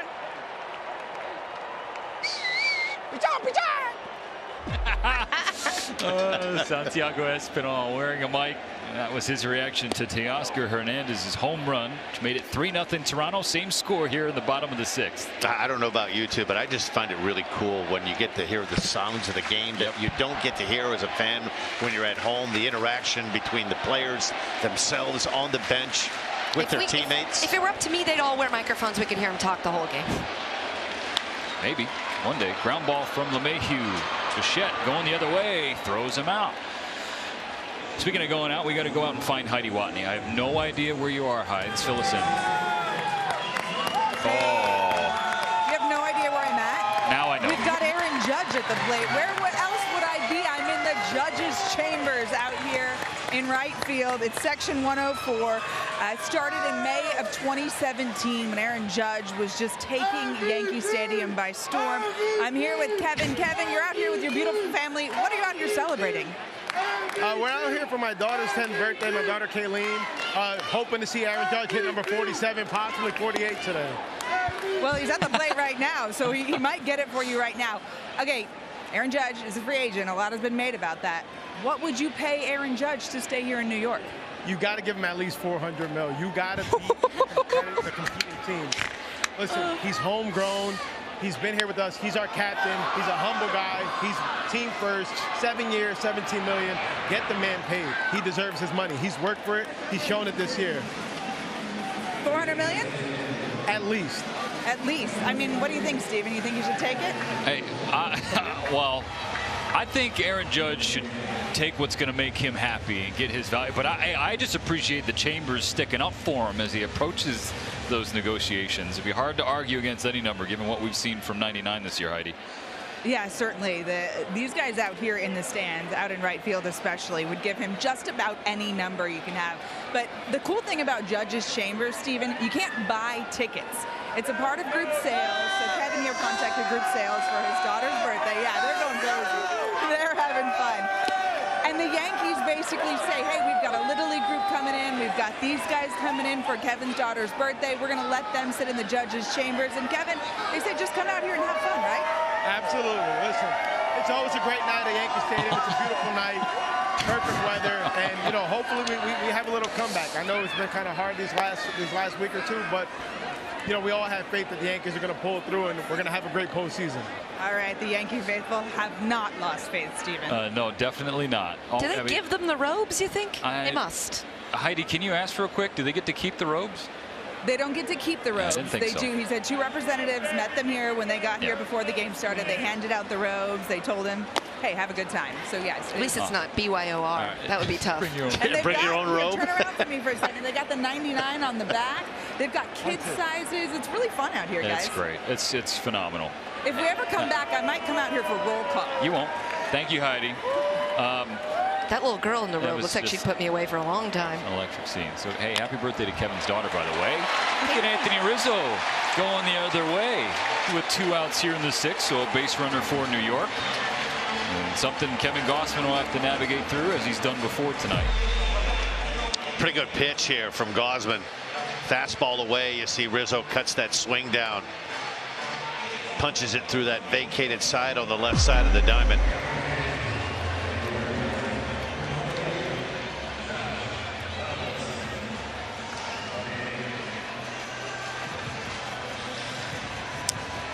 Did quite a turnaround for Gausman. He struggled a little bit for the first couple of innings, Stephen. Took him 36 pitches to get through the first 2 innings, but innings 3, 4, and 5, only 31 pitches.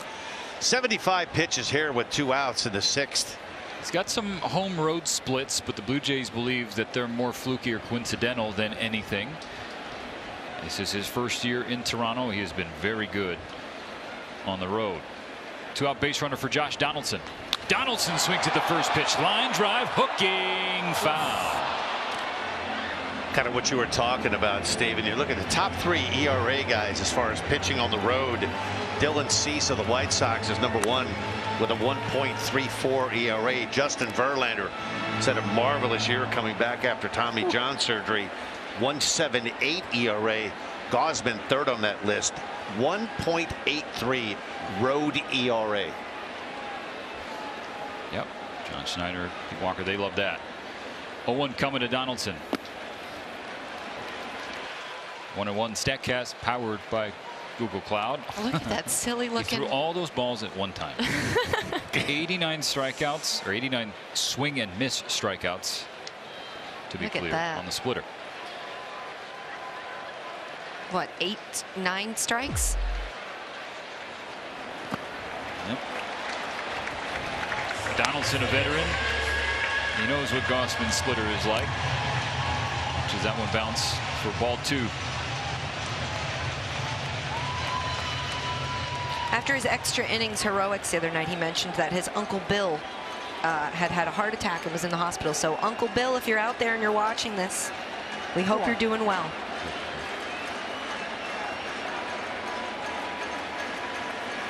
Time. Calls time to gather himself.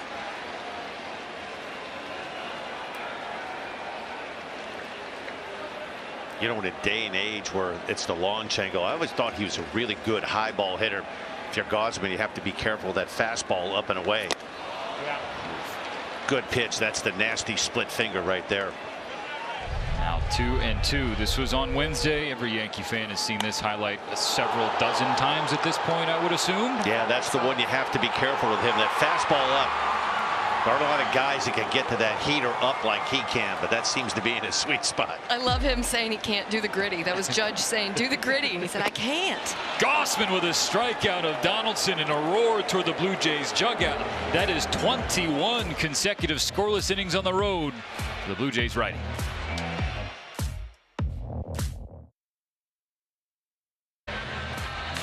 Welcome back to Friday Night Baseball on Apple TV Plus, presented by ZipRecruiter. The Toronto Blue Jays lead the New York Yankees 3-0 here in the Bronx. Game 2 of a 4-game series. We're ready for the top of the 7th inning. We'll watch Whit Merrifield, Cavan Biggio, Danny Jansen stepping across Wandy Peralta.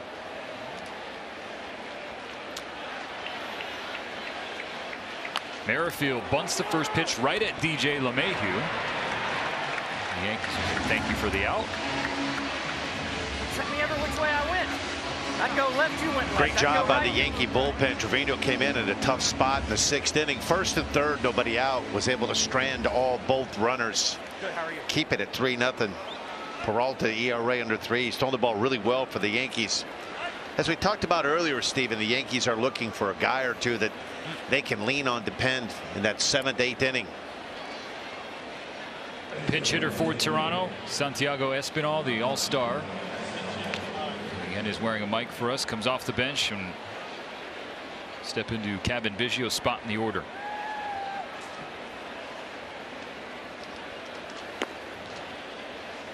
Peralta gave up a couple of runs across an inning and a third against the Rays, his last appearance on Monday. It's Biggio, whose night is done. Popped up right side.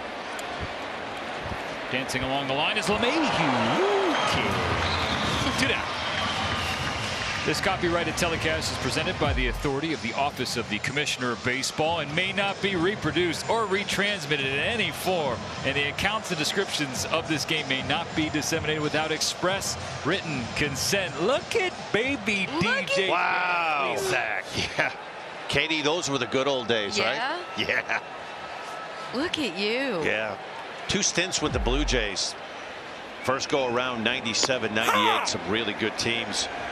Back-to-back years, Roger Clemens won the AL Cy Young Award. Yeah, it was fun times. Great place to play. Oh, wonderful city, great ballpark, great organization. I got to do a game at Rogers a few years back. That was just a fun experience. The fans were tremendous. You feel kind of old. I had a guy from the Blue Jays come up to me, wanted to talk to me before the game. I recorded the first save ever. What? It was then the Sky Dome, the Rogers Center. Yeah. You're still in your prime, Dan. I've seen you golf. I've seen you golf. Come on, Katie, help me out here a little bit, right? Weren't you the last pitcher to pitch at Phillies? How'd you know that? Because I do my research. Yes, I was the last Phillies pitcher to throw a ball at the vet. Yeah, your first save last. Yes, Alpha and the Omega, right? Yeah, the beginning and the end. Exactly. Brewers all-time saves leader. Boy, thanks too to David Stearns for making that trade, right? Josh Hader was closing in. It was 8 saves away. Funny thing, I did a game in Milwaukee about a week before the trade, and I did something for the PR department, a little 30-second hit that they were going to show on the Jumbotron, congratulating him on the new saves leader. I was like, take that, Josh. You're safe, Dan. DJ Dan has become a legend in your post-playing days for your work on MLB Tonight with Greg Amsinger and Harold Reynolds on the network. And we had fans calling up to you in this booth. Let's watch this 2-2 from Wandy Peralta to Jansen. Swing and a miss, strike 3. So the Yankee bullpen doing its job to keep this game close. Still 3-0 Toronto.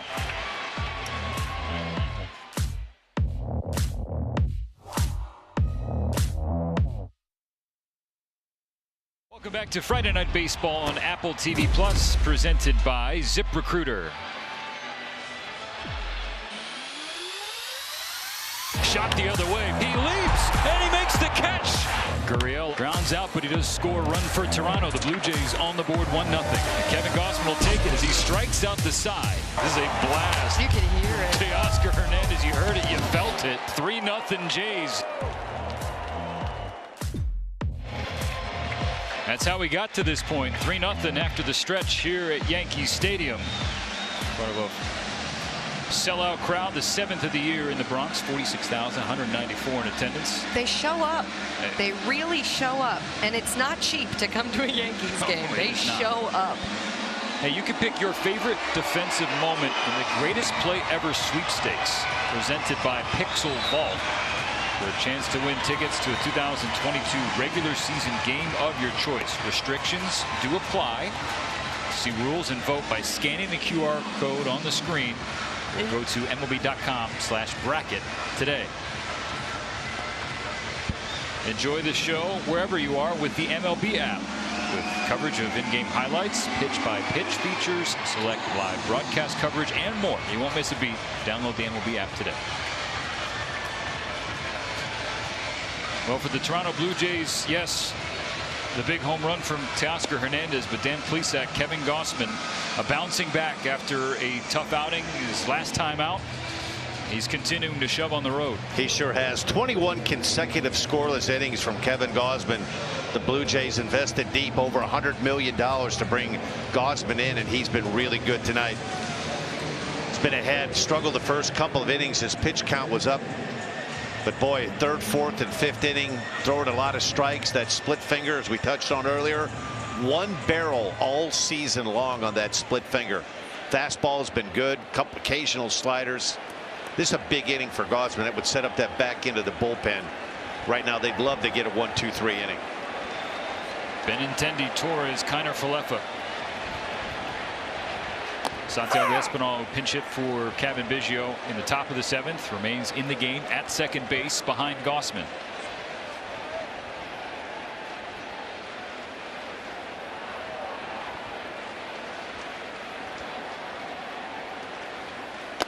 Ball. Touch high, 1-1. The Yankees have been down by at least 3 runs in 6 consecutive games for the second time this season. Benintendi, opposite field, fly ball.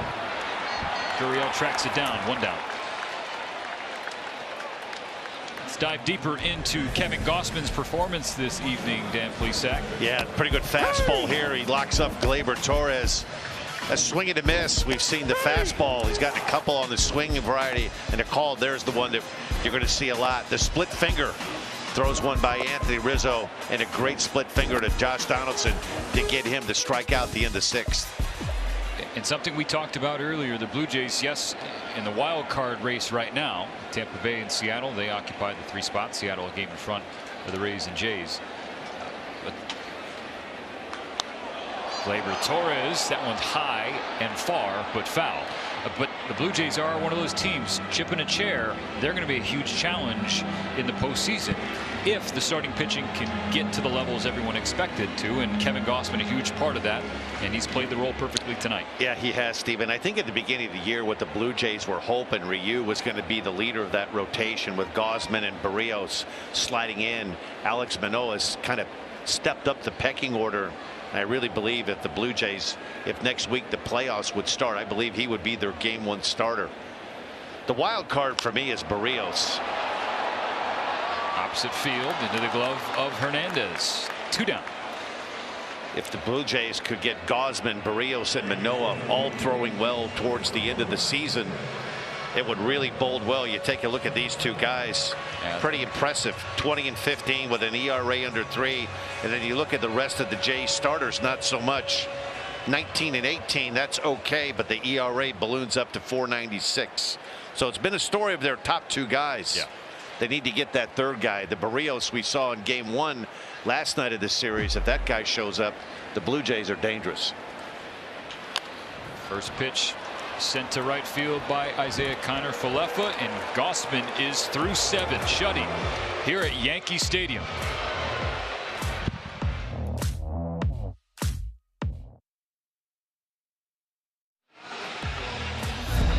Friday Night Baseball on Apple TV Plus is presented by ZipRecruiter, the smartest way to hire, and sponsored in part by SoFi. Bank, borrow, and invest all in one app. And by Oris, a 118-year-old independent Swiss watchmaker, setting the new standard. After Kevin Gausman got out of the 7th inning, this was the scene in the Toronto dugout. Along with his line thus far, 86 pitches, 58 for strikes. He's punched out 7, walked just 1. No runs, 4 hits. And all smiles. Yeah, and how good was he the last 5 innings? How about this, Stephen? Last 5 innings, it took him 50 pitches to get through the final 5 frames. Efficient, some might say. Attacked the strike zone with a fastball early, used the split finger, occasional slider. He was brilliant.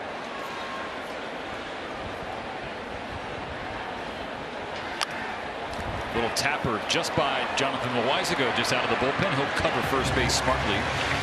1 out as they retire Gurriel Jr. Yeah, the guy you're looking at right here. I think if the Yankee bullpen gets back to order, it's going to be this guy right here. He's had some ups and downs. He's had some injuries. But a year ago, this guy was as good as anybody in the AL coming out of the bullpen. Really was. Power sinker, 98 to 100 miles an hour. Forget those numbers. The 1-3 record, the ERA of 6. He's a much better pitcher than that. We talked to Aaron Boone before the game, and I think he's the key to this bullpen. Clay Holmes was brilliant up until the All-Star break. He struggled. The Aroldis Chapman has lost his job closing. A lot of eyes from Aaron Boone watching Loizaga, because to me, he's their high leverage guy. Strike thrower when he's on. Good hard breaking ball. And this is a good test for him here. Try and get him back on that track and rolling with speed towards some confidence. The top of the Blue Jays order. 1, 2, 3 here. Guerrero Jr. coming off a double in the 6th inning.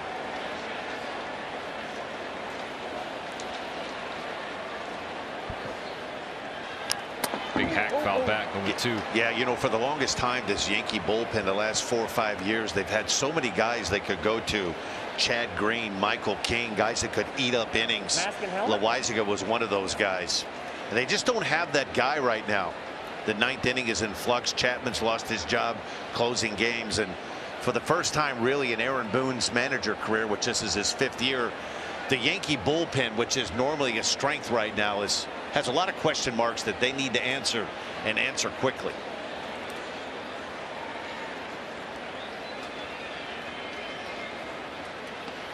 Ball 1 down. That is true, but also if the offense does not wake up, you're not handing a bullpen any lead. Given the way the order has been for New York, runs have been really difficult to come by. You know, 2 guys stick out to me that I think that this Yankee team really missed. Who would have thought when the year started Matt Carpenter was on a minor league deal with the Texas Rangers? They acquire Matt Carpenter, hitting over 300, hitting home runs at a great rate. They missed Carpenter. They missed Giancarlo Stanton also. Pulled to the left side by Guerrero. 2 down in the top of the 8th. I want to check in with my friend LG Red here in a little bit. Nice. Tell us what's going on around the league. Yeah, Zach, there's a number of players that you can circle right now. Really, it's take your pick outside Aaron Judge. I mean, you give a little bit of pass to Anthony Rizzo and DJ LeMahieu because they've been playing through some stuff that has hindered their swings physically. LeMahieu with his toe just can't get his swing off. So even when he has played in recent weeks, he hasn't looked right. And Rizzo with a back. I mean, anybody with a back issue. So that's the intensity is turning up. That's why we laid out after the last innings, because you can hear the boos. So we talked about the beginning of the telecast. I mean, the Yankee faithful are getting restless. You know, the concern for me, Stephen, when I look at this team right now, they're going to hit again when Stanton comes off the IL. Baseball is going to baseball. Yeah, right. They're going to hit. My concern is the bullpen. Right now, they're going to need to find 1 or 2 guys at the back end of the bullpen to settle some things down. And that's one thing the Yankees had an advantage over the Red Sox, over the Blue Jays, over the Rays. That bullpen with Zach Britton when he was healthy. They had multiple weapons to shut you down. It was a 5-inning game. They had the lead on you through 5. You were done. You don't necessarily. That's not the case right now.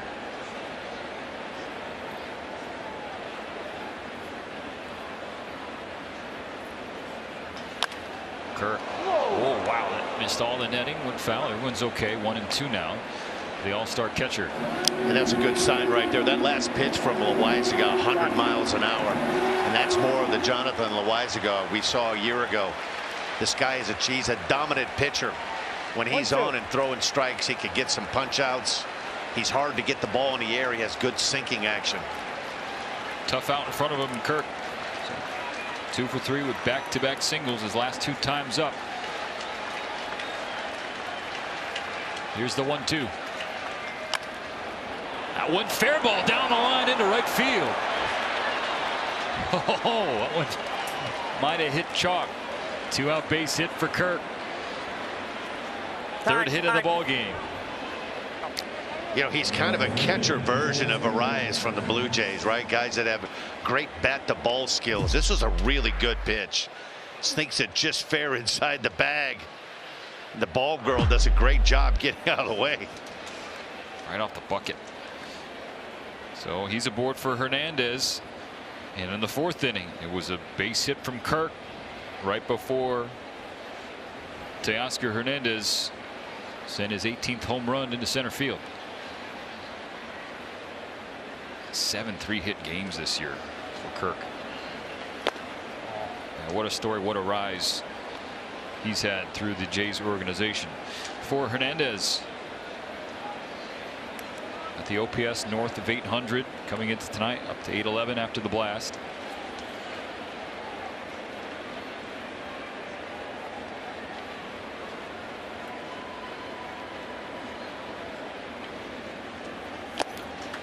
Huge cut.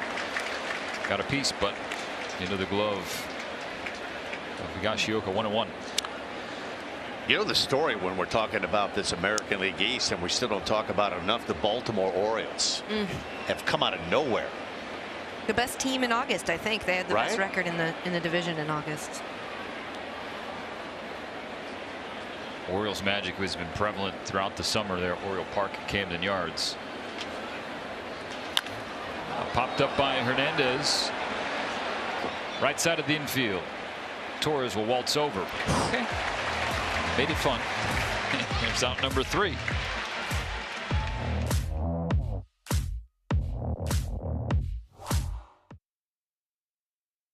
Lauren Gardner with your Apple TV Plus studio update as we get you out to the Twin Cities. Twins Rangers, Dylan Bundy 5 scoreless as the Twins still have a 2-0 lead here in the bottom of the 5th. This game can also be seen on Apple TV Plus. Meanwhile, out in Baltimore, a wild one here. Alex Verdugo will single to center and Tommy Pham will score. We now have ourselves a 10-9 game, guys. At one point, Boston trailed 10-4.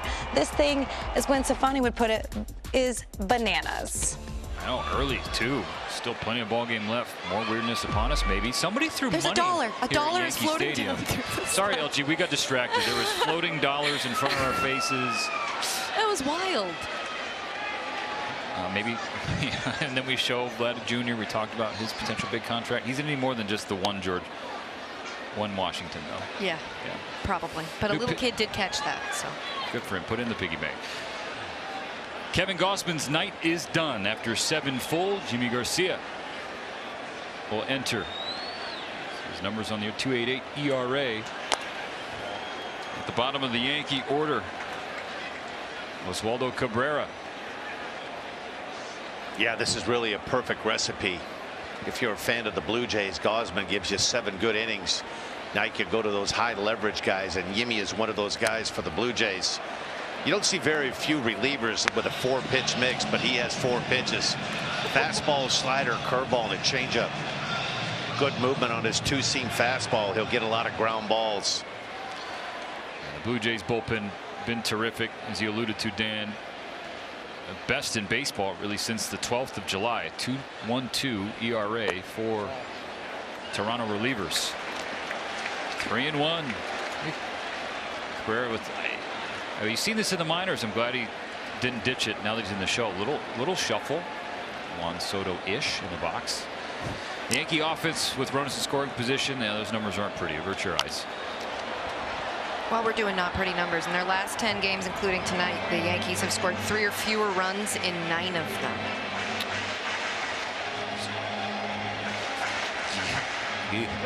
Just getting it out of the way. Do them all at once. I don't think that's very good, is it, Kate? I mean, who am I to say, you know? Cabrera takes the 3-2. That one could be trouble. And Gurriel will race in from left field. Yeah, that's Catch. kind of a sign when things are going bad right there. You get a 3-ball, 2-strike count. You get jammed on a fastball. Now, granted, it's the first time he's seen Yimi Garcia, but it kind of just shows you the woes of the Yankee offense right now. Pinch hitter off the bench for Aaron Boone. Yeah. Phantom cam on that swing from Cabrera. But Jose Trevino. So we have both catchers in the American League All-Star game here in action tonight. See Trevino's numbers on the season: 10 home runs. It does not take into account how he and Kyle Higashioka have transformed the Yankee backstop position defensively. Ground ball soft to Bichette. And that's the second out of the 8th. Yeah, the Blue Jays, the last 4 or 5 innings going through this Yankees lineup pretty easily. Last 5 innings for Gausman, it only took him 50 pitches to get through 5 frames, and Yimi Garcia's come in the first 2 batters, weak contact, a pop-up and a ground ball to shortstop. Troubles continue for the Bombers.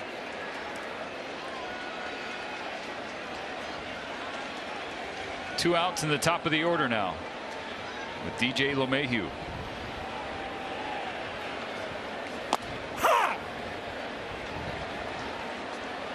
Getting back to that strong outing. I know there's probably some people like, hey, why don't you go a little bit longer with Gausman? He was so good. 7 innings, only 4 hits, 86 pitches, 58 for strikes. Day and age where we see very few pitchers complete games. Bullpenning, right? Save him to fight another fight. For LeMahieu's down 0-2. You're watching that back foot, and it's the big toe. Aaron Boone said the Yankees are learning how to manage it. A couple days off did him well. And push to the right side, but Espinal is there. Yankees go in order in the 8th inning. Blue Jays will come back to the plate in the 9th. The chance to add some insurance. It's another one if you want it.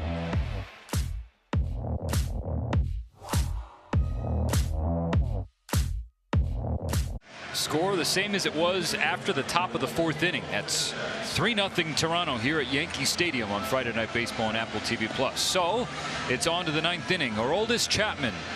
Aaron Boone working his bullpen tonight. Seen after Tyone, Trevino, Peralta, Loaizaga, and now Chapman. And the Yankees have been pleased with how Chapman has been throwing the ball of late, and that includes what happened in the series finale against Tampa Bay. Yeah, he gave up 2 runs in his last appearance against the Rays, but prior to that he had 9 scoreless outings. Not sure yet they're ready to give him that closer's job in the 9th inning, but they've liked what they've seen. He's definitely been better lately. The thought about how could that have been a positive? Well, one, they won the game on Donaldson's walk-off, but 2, said a month ago, Chapman doesn't get out of that inning. They have to come get him. He was able to get through. It's Bo Bichette, Matt Chapman, and Whit Merrifield on the docket for Toronto here in the top of the 9th. You saw Jose Trevino pinch hit for Higashioka in the bottom of the 8th. He stays behind the plate now, working with Chapman. Yeah, a little bit of the concern with Chapman is it seems like every year he'll go through about a 4 or 5 game patch where home plate starts to move around on him a little bit. He has difficulty throwing strikes. Fly ball to right field. Cabrera will run along the track and secure the out. Yeah, the concerning thing this year is that it's kind of lingering and it's gone on and on and on, and we haven't yet seen that dominant Chapman where he'll go 2 or 3 outings and say he'll go 2 1/3 innings with 5 or 6 strikeouts. Not seeing nearly as many swings and misses. He's trying to find himself, trying to mix and incorporate the breaking ball a little bit more, and that fastball that was 101, 102, it's a couple of ticks down now, 97, 98. Chapman v. Chapman. And the battle begins with a ball. I'll throw a third Chapman in. I went to Chapman University. I don't think that counts, Stephen, but thank you so much. That's right. 0 for 3 is Matt this evening.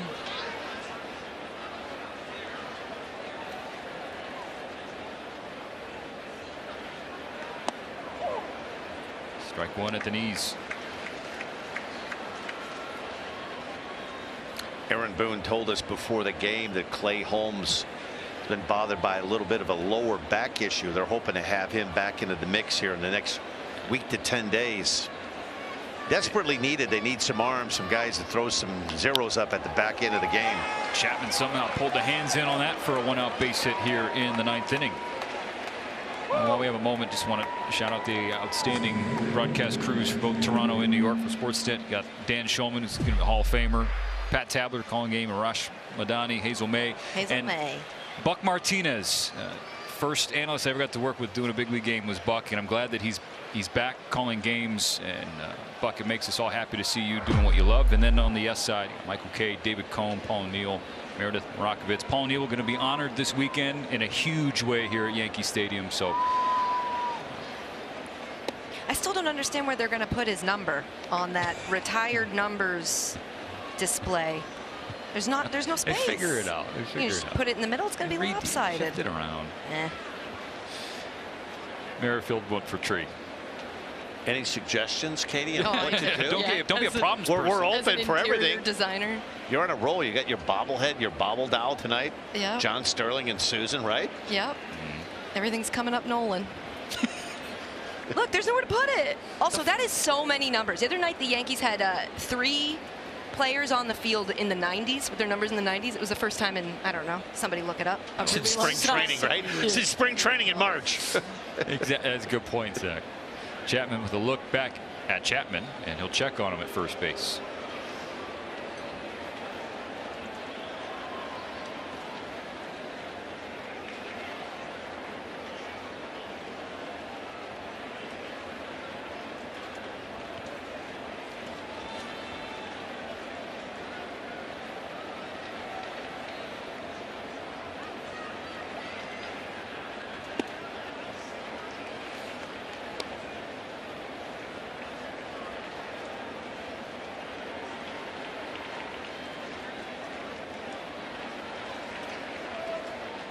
Double barrel action for the Blue Jays. You've got Romano, the closer. You get 2 guys warming up. The score stays at 3-0.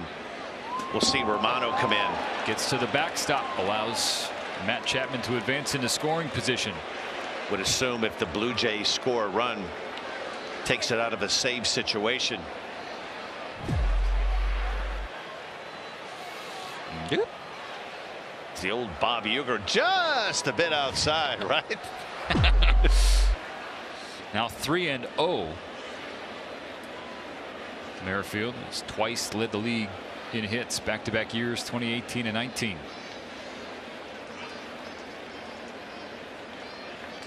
And that's going to be a walk. First and second now for Toronto.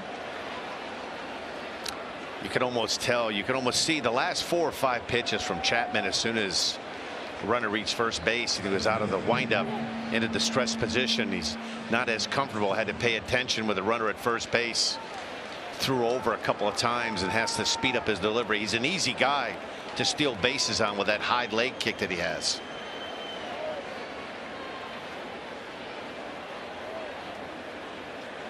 Now Espinal entered the game as a pinch hitter and popped out in the 7th.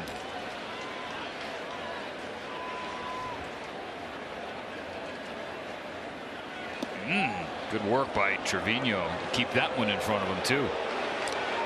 Yeah, you can hear the Yankee faithful. They're getting a little restless right now. He spiked that breaking ball. That was an 88-mile-an-hour slider. He's going to get a meeting from his pitching coach. Just try to calm him down a little bit. Last thing you want to do with a guy is take him out in the middle of an inning. What do they say in this moment? Well, a couple of different things. You could just say, hey, listen, we need to slow down, you know, be aggressive, trust your stuff. You know, don't worry about the men on second base, worry about the signs. We need to be aggressive. And I think that's one of the first things that happens when you're pitching out of the bullpen and things aren't going well. You start to lose that confidence. You just don't really believe in your fastball. You don't believe. You're kind of dancing around the strike zone. And I think that's what we've seen more of Chapman now the last 2 outings. Matt Blake done with his conference on the mound.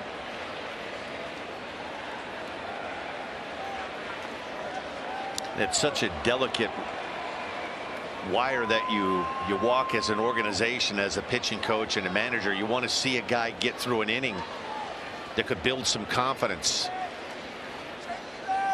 But then you don't want to have one of those innings that gets away from you. The biggest fear is you have to take him out in the middle of an inning. If he would lose this hitter Espinal here for a walk, then you have to go get him, and you come off the mound to showering of some boos, and your confidence takes a blow.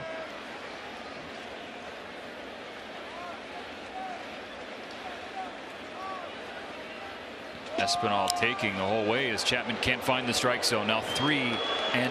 Yeah, there's a pretty good chance right now, Steven. If he loses Espinal here, I don't know how much longer. If you're Aaron Boone, you want to try to keep this game at 3-0. A base hit or a couple of runs here would make it almost feel like it's insurmountable the way the Yankees offense has gone lately. You see the look on those long faces there.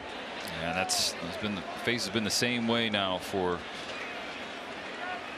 a surprising amount of time. There was a 0% chance that Espinal was going to swing at that. 3-1. Out of the box by the time it crossed the plate. And the Bronx cheer.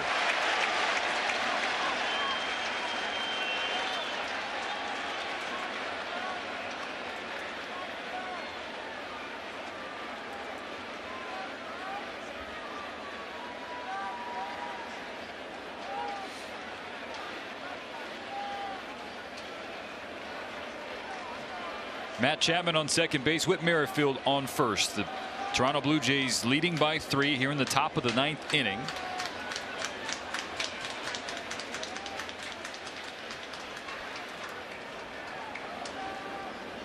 Inside, ball 4, bases loaded for the Jays.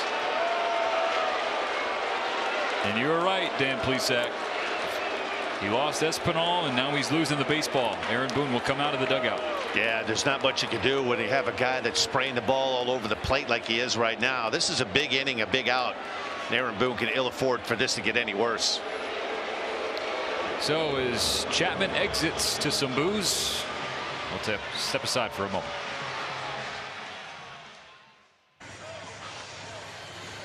So Aroldis Chapman gave up a single to Matt Chapman with 1 out, then walked Merrifield and Espinal to load the bases. So he is relieved from this game. Ron Marinaccio will come out of the bullpen for Aaron Boone. Yeah, and it's a concern because the Chapman that we saw tonight really wasn't able to get his fastball or the breaking ball over. Marinaccio's numbers on the year, like John Schneider, the interim manager for the Blue Jays. Marinaccio, a product of the University of Delaware. Boy, he's brilliant. Been brilliant too out of the Yankee bullpen. He's allowed 1 run in his last 20 appearances, over 24 1/3 innings pitched. So he's one of the guys that Aaron Boone. This is a big part of the game. If the Yankees have any chance to come back and win this one in the ninth, they're going to have to keep it at 3-0. It's Danny Jansen will face first batter out, 1-1 to him. Jansen has 1 career grand slam. It came in September of 2020 against the Yankees.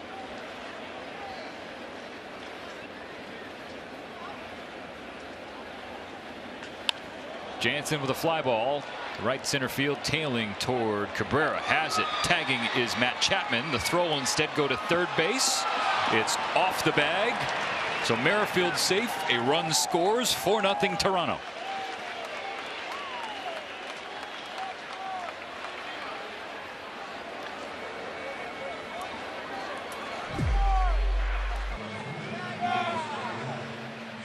Good job by Chapman here. You see him get back. He's listening to the third base coach. He has that play right in front of him.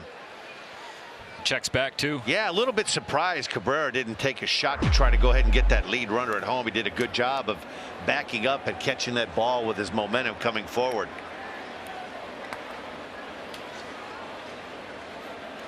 So now first and third. Lourdes Gurriel Jr. drove in the first run of the game for the Jays. Grounding out in the third.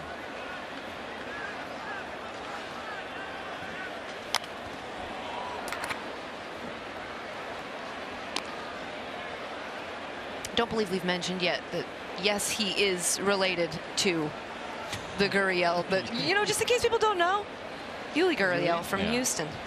It's his older brother. Yeah.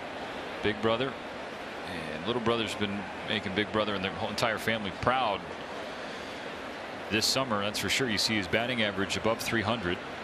It's dropped from 306 to 303 tonight. Foul ball back 0-2. But again, since the beginning of June, there's been nobody better in baseball in terms of batting average than Gurriel. 349 clip prior to tonight. I would assume, since the Blue Jays have pushed that fourth run across, Romano will be at a little bit of a holding pattern. Doubtful that he'll start this bottom of the ninth inning.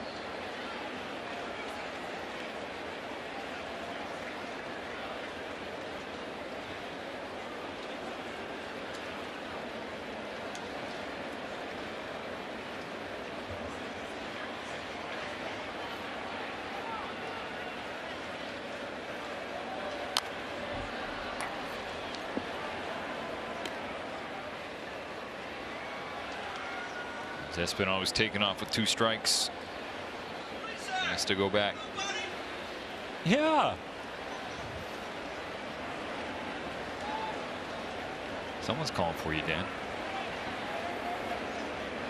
It's that time of the night.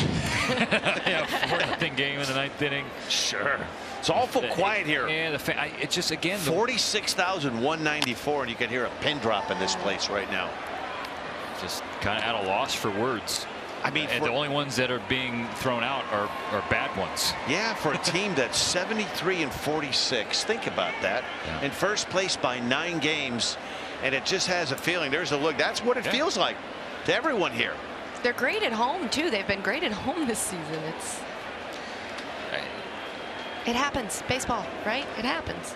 Right now they're just stuck in quicksand. Here's another 0-2. Gurriel gets this one to go to left field, but Benintendi races it down before the warning track.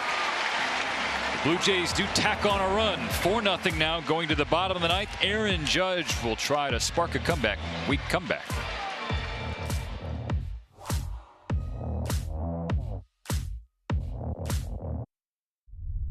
I don't know. Maybe I feel good. I feel good. But when he throws that fastball, is to me, it's not. You know what I mean? Yeah, because I mean, before, first time I face him, I get a hit. Every time I face, I get a hit. But I didn't feel as much comfortable. I feel like today.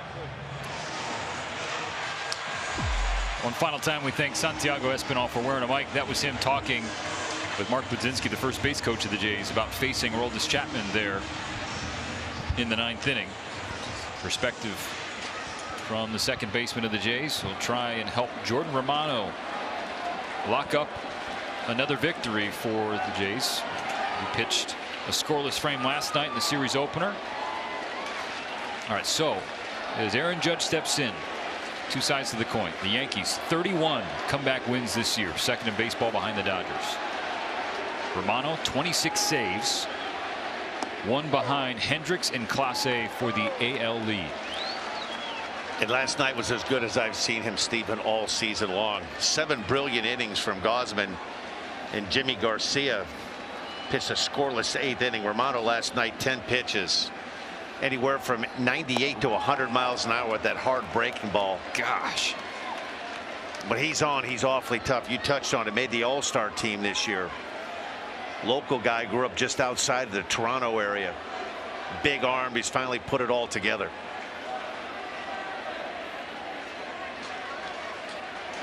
Last night, I've never seen him really hit triple digits as consistent as he did last night. 98 to 100 miles an hour. Breaking ball was off the charts.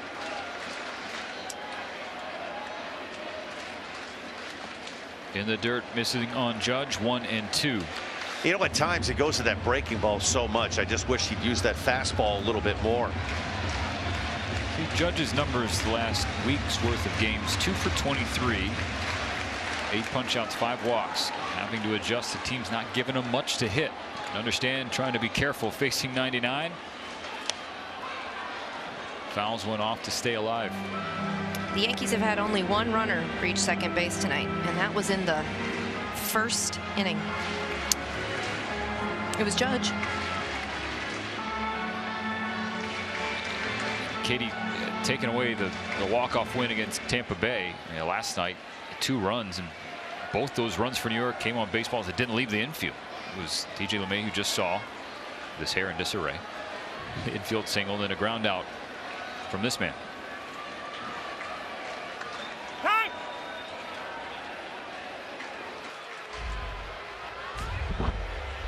StatCast powered by Google Cloud, showing you all 46 blasts from Judge, 29 of the no doubt variety.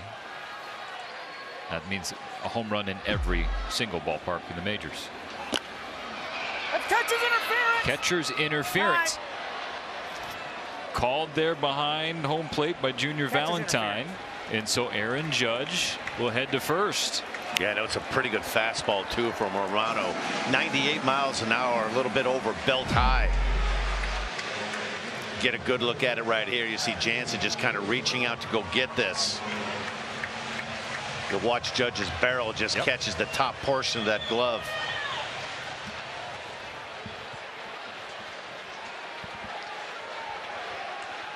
Those plays stink as a catcher. Hurts you in 2 ways.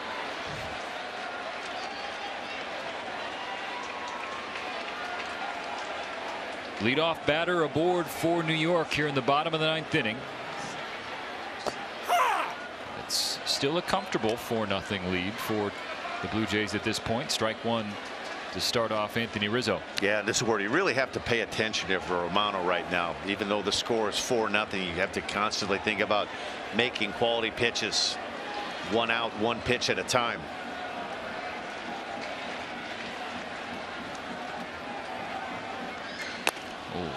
Climbs the ladder and gets Rizzo to chase at strike 2. Yeah, that's that good fastball he had last night, Steven. That one that has a little bit extra giddy up. So hard to hit. Spin rate on that thing, that ball, especially when it's belt high. It's hard to pull the trigger and put that ball in play.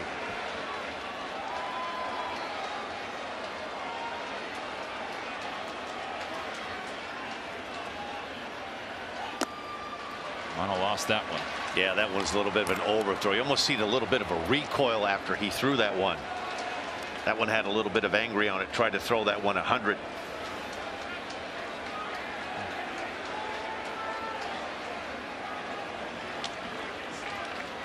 Donaldson on deck. 1-2 fouled away. So this is back-to-back nights for Jordan Romano, Dan, as a closer in non-save situations. Do you have thoughts on that as someone who's closed plenty of ball games? You know, if you follow the data on that, it says that guys that are closers aren't normally good in non-closing situations. I was a little surprised, but it just goes to show you what John Schneider thinks about his chance to win game 2. Boy, what a terrific fastball in. Just as we were about to think, hey, did John Schneider do the right thing? This is a big game, and I think he feels like it's time for the Blue Jays that they can go ahead and bury them, get another win against the Yankees, a team that's struggling right now. Josh Donaldson spent parts of 4 seasons with Toronto, 2015, 2018. Took home the most valuable player award in the AL in 2015. Now wearing pinstripes.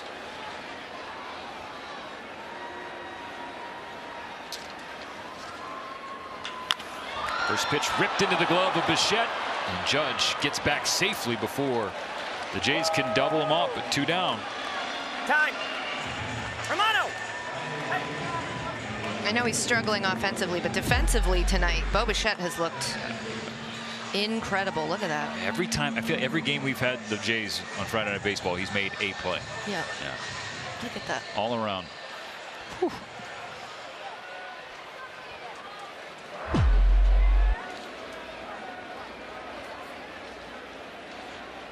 Down to Andrew Benintendi.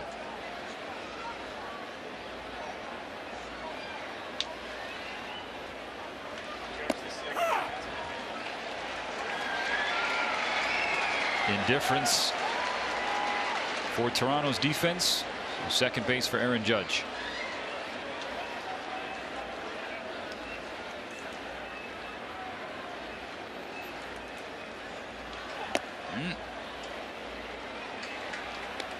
And then he got out of the way of ball one.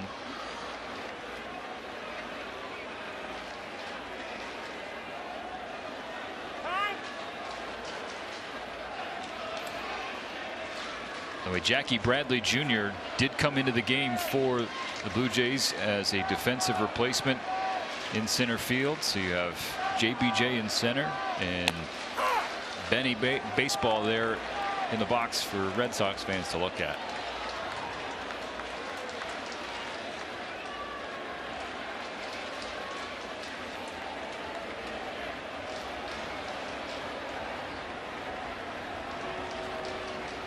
Romano and the Jays a strike away. For 22. Do it again. Our senior coordinating producer tonight, Chris Pfeiffer, Jeff Kibler in the producer's chair, Braven Martin directing, Matty Olbaum, our tape producer, Gendone AD, Emily Mastroboni, graphics coordinator. Heading up a terrific crew for us here tonight in the Bronx. Another 1-2. And another foul ball. Yeah, looking ahead to tomorrow. Day game, these two teams at 1:05 tomorrow. Mitch White for the Blue Jays. The Yankees are going to send out their ace, Garrett Cole, look to try to get themselves back on that winning track. It's been a quiet night offensively again for the Yankees.